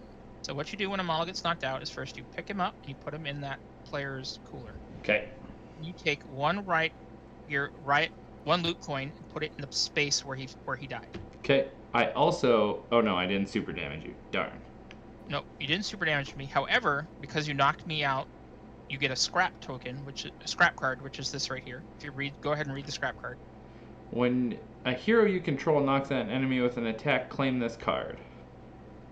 And it's worth 1 victory point, so you Okay. go up to 5. I also claim the Bullseye bounty because I rolled exactly one of your defense stats. Correct. Putting So me you're one beating away up on from... me here, man. What? You're beating up on me here, man. You have 6 VPs to my 0. Come on. Sorry, dude. You're not sorry. No, I'm not. I gotta look good for the stream. Yeah. All right. So also, because Hyperswing Boots was on Bamfist, I discard that card and I'll put it up here. Hopefully I'll get it back before the end of the game. All right. Are you done? I think I'm done. All right. Yeah. You ruined what I was gonna do, but I guess I can get by. So first things first, before I choose to activate, I'm going to spend 2 loot tokens. So I was going to make things cheaper and for models adjacent to Banfist. I'm going to put the Dire Ale on the Terrorizer. Okay. So what the Dire Ale does is, at the beginning of this model's activation, I can roll 2 red power dice. If I do, remove 1 damage from this hero for each strike rolled. However, if no strikes are rolled, the hero is immediately knocked out, however many wounds it has. So if I do exactly what I did with the Hyperspring Boots, they'll just get knocked out and my turn will be over. So I'm going to activate him. I'm going to spend this. I'm going to roll these 2 dice. And I rolled a 3, so I heal him and he goes back up to full health. Alright. So then... so we need to put a new bounty into play. Which is... Look a Death Trap. So this is one of my favorite objectives in the game. So you put this right here in the center. So then if a hero is ever in a space, so you put it in the center of the arena. If a hero is ever in a space, the same space as the Death Trap, that hero is immediately knocked out. At the end of each player's turn, that hero can remove the trap token. Can move the trap token 1 space. A hero adjacent to a trap token to attempt to rig it to disarm it. If successful, that hero's controlling player claims this bounty. Fighters and rogue and scouts get the red die.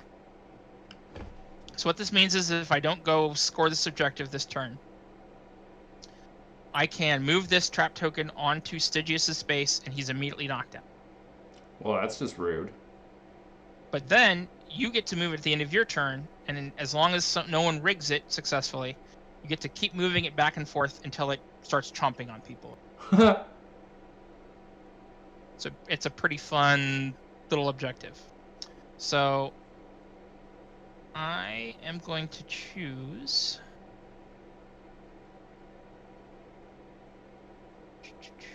Stygius is damaged. Let's see, so we have the Death Trap and we have Wreckface. Raids a treasure chest. So we also need to put a new treasure chest in play. Alright, so it's the green treasure chest. Where's and it it's go? on the 5. Ooh, look at that. So it's gonna go right here. Alright, so if I go 1, 2, 3. Alright, so I've already activated the Terrorizer. He's healed himself. So I'm gonna spend a white die and have him move. So he's gonna move 1, 2, 3, 4. Okay. And go right to there. Yep. So then I'm going to have him raid this treasure chest. Okay. So I'm gonna roll a blue die.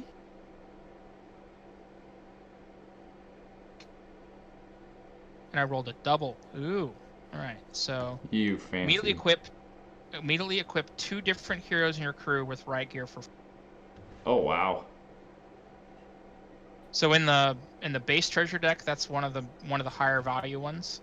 Some of them can heal members of your crew, move them spaces, things like that. So I'm going to choose to attach. I'm going to return the Dire Ale to my hand and put bang rounds on the Terrorizer. And then I'm going to put... Ooh, you know what? I didn't... You knocked out Banfist, so at the beginning of my turn I was supposed to put Hero into play. So I'm going to put Gubb into play real quick. He obviously can't activate, so he's going to go to the 3 and sit back there. Okay. So then I'm going to put Brain in the Jar on Iris. The Brain in the Jar lets you do rig tests for... Oh, that's nice. It actually is the card that comes with Stygius. All right. So then I'm going to attack Stygius. Okay. And I've got... I'm going to make a ranged attack first. So the Terrorizer can make both a ranged and a melee attack during its activation. So he has a white die, 2 blue dice, and a red die. Yep. And then because I have bang rounds, I'll get to roll an additional red die. What's your defense? It is a 3/4. 3/4. All right. So, yep. So I'll do 1 point of damage to you. Perfect. So I wanted to... Super damage to get that bounty? Yep. But instead, what I'll do is I'll use bang rounds to push you. And I'm going to push you into the death trap, which immediately knocks you out. Well, that's kind of rude. By that, you mean awesome? I agree. All right. So... I see how it is. Spent this action. You're winning. I gotta do something cool. And then the end of my turn, I'm gonna move the death trap. I'm gonna move it 1 towards the butcher. Sounds good to me. All right. So now it's your turn. All right. So I have to put another guy into play. Yep. Okay. I'm gonna put Helga into play. All right. Because it's Helga. Seems good. And she's going to the 5. Which is up here. Yep. We also need to flip a treasure chest. So it's going to be red. Where does it go? Go to the 3. Alright, so right here. Well, fancy that. That's interesting. Yep.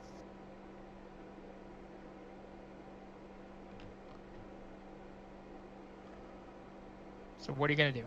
You can activate. Can I make a suggestion that would be fun? Yeah. Alright, so activate the butcher. Yep.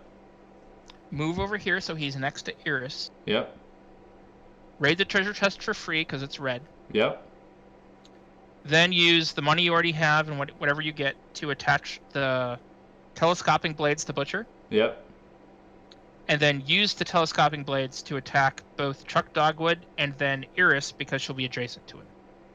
Okay. Can I tell you what I was thinking? Sure.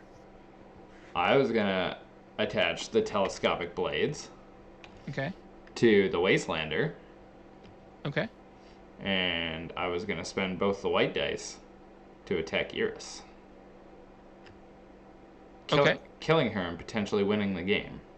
How would you kill her? Because I have 2 attacks, right? So, no. So, the Wastelander has 1 attack. You'd have to attach... Oh, you have Fell Blades on him? Nope. I was going... Oh, that's what it was. Sorry.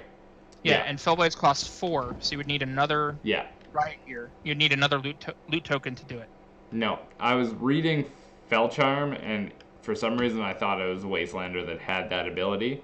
So, my other option is I can move Orsis and try and get rid of the trap token and win. You could do that, yep. I know it's not the funnest way to do it. Right. Go ahead. See if you can win. And if you don't, the trap will get to eat him. Excellent. Well, when you put it like that, it doesn't seem like a good idea. It actually won't get to eat him because you'll move it away from him, and then I'll move it towards him, and then you'll move it away from him, and then I'll move it towards him. But unless I have some way to like knock you into it. What is Iris's defense? She's a 4/5. And what about Dogwood? He's a 3/5. Okay, so either way I need a 5. Yep. Because my other option is I could do what you said Well, you need more than a 5 because both of them are stamina 3. So you'd need to be able to do 2 attacks to them. No. But if a hero raids a treasure chest and causes super damage to an enemy in the same turn, then I would score the wreck face thing. Yes, and win the game that way. Yes. Absolutely.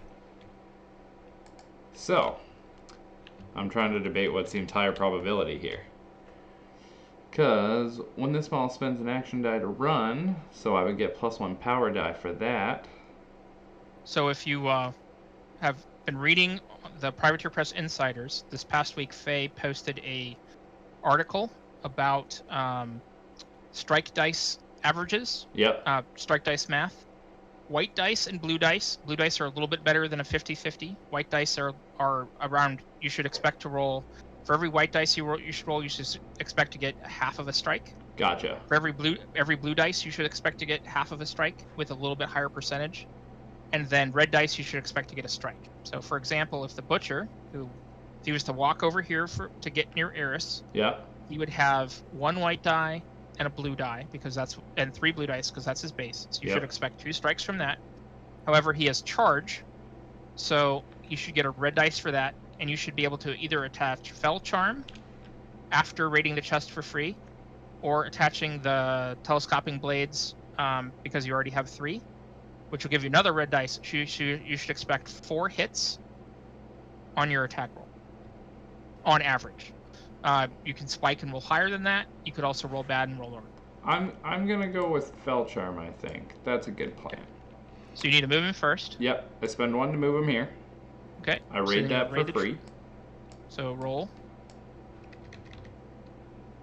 I roll a blank. Okay. So you get 3 loot tokens. Okay. So hold on 1 sec. My headset is beeping and telling me it's running out of battery. I need to plug it in. Come on, man.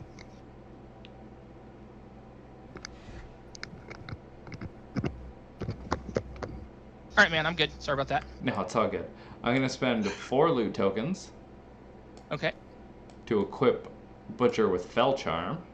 Yep. Seems good. My boy. And then I am going to spend 1.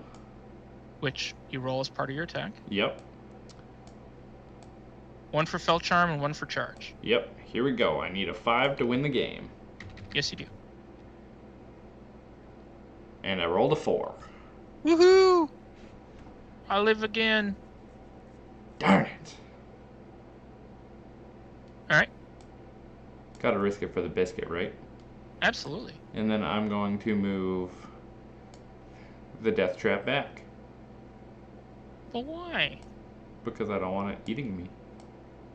But it'd be fun. Okay. So I have my last white die. So I'm going to...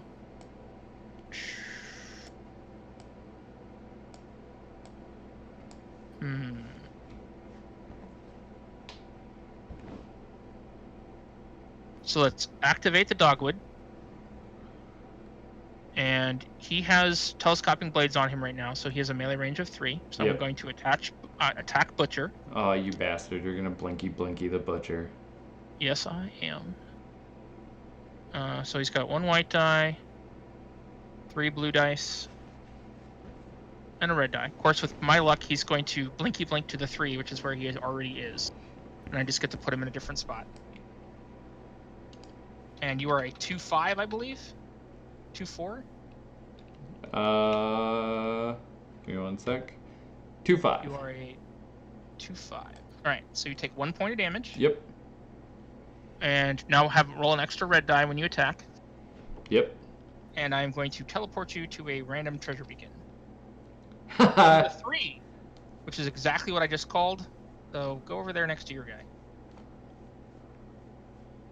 Are you sure you want to do that? Absolutely. Okay. Not like I'm going to shoot him. Hey, you never know. I was just making sure you remembered. I don't want to put more damage on him so that he gets more red dice. Alright, so that's it for me.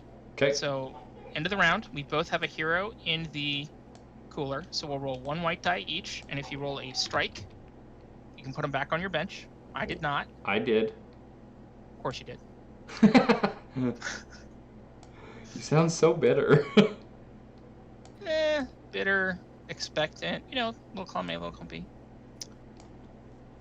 All right, so. Now we roll initiative. Yep.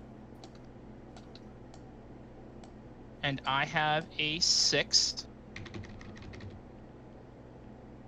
I rolled a 3. So you can't just win, thank God. Right. So we need a new treasure beacon. Yep, go ahead. New treasure chest. New treasure chest, that's the last card in the deck. Oh, that's why. Yep. Okay. Flip it over. F. F. Purple to the... 3. Oh, wait. Okay, so... I didn't roll it. I just flipped it. No, that's fine. It goes to the 1. Alright, so over here. Just like that. Boo. On you. Boo. So you just throw it. You're like, eh. No, I dropped it on Leadfoot and Treads and he knocked it over. Alright. So, my turn.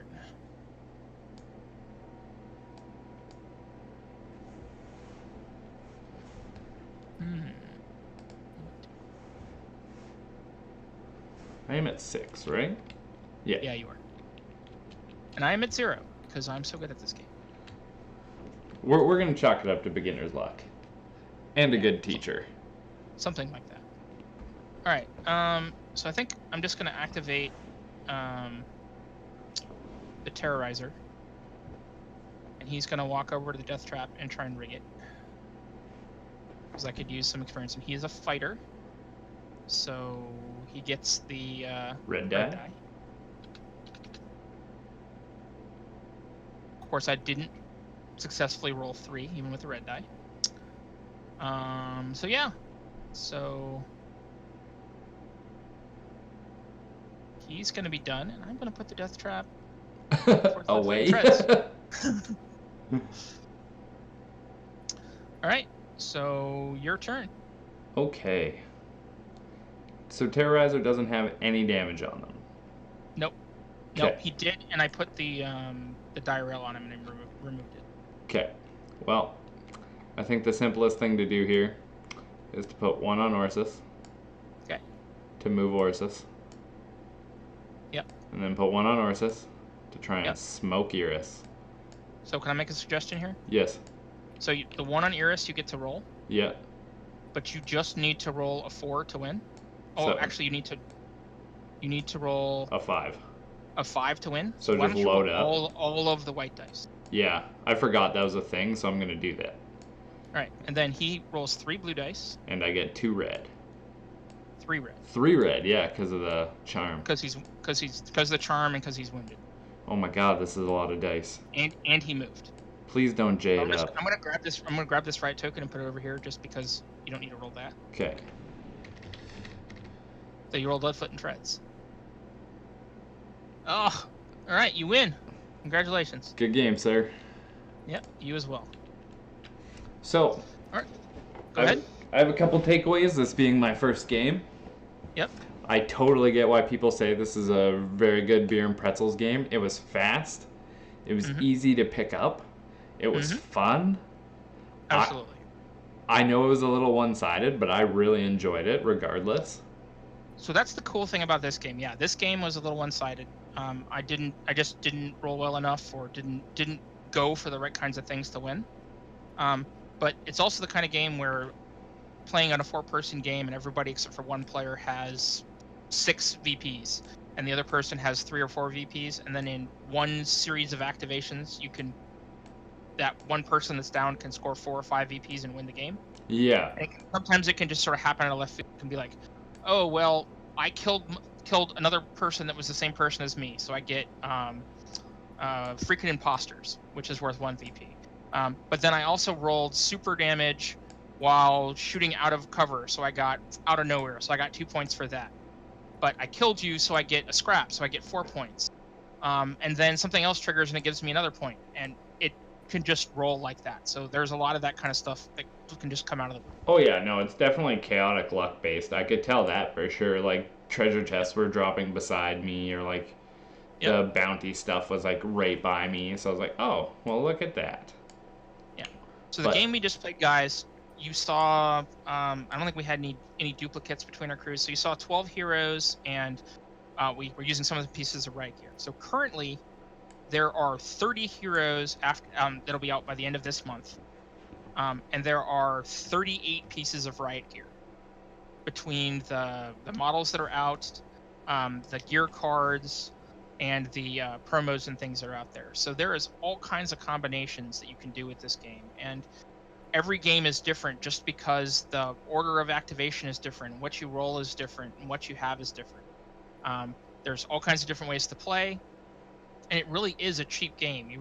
Just to play, you really need a starter box, which in the United States is $50, and one additional hero per player, so like $60, $65 US, to be able to play this game and have just as much fun as someone that owns everything like me.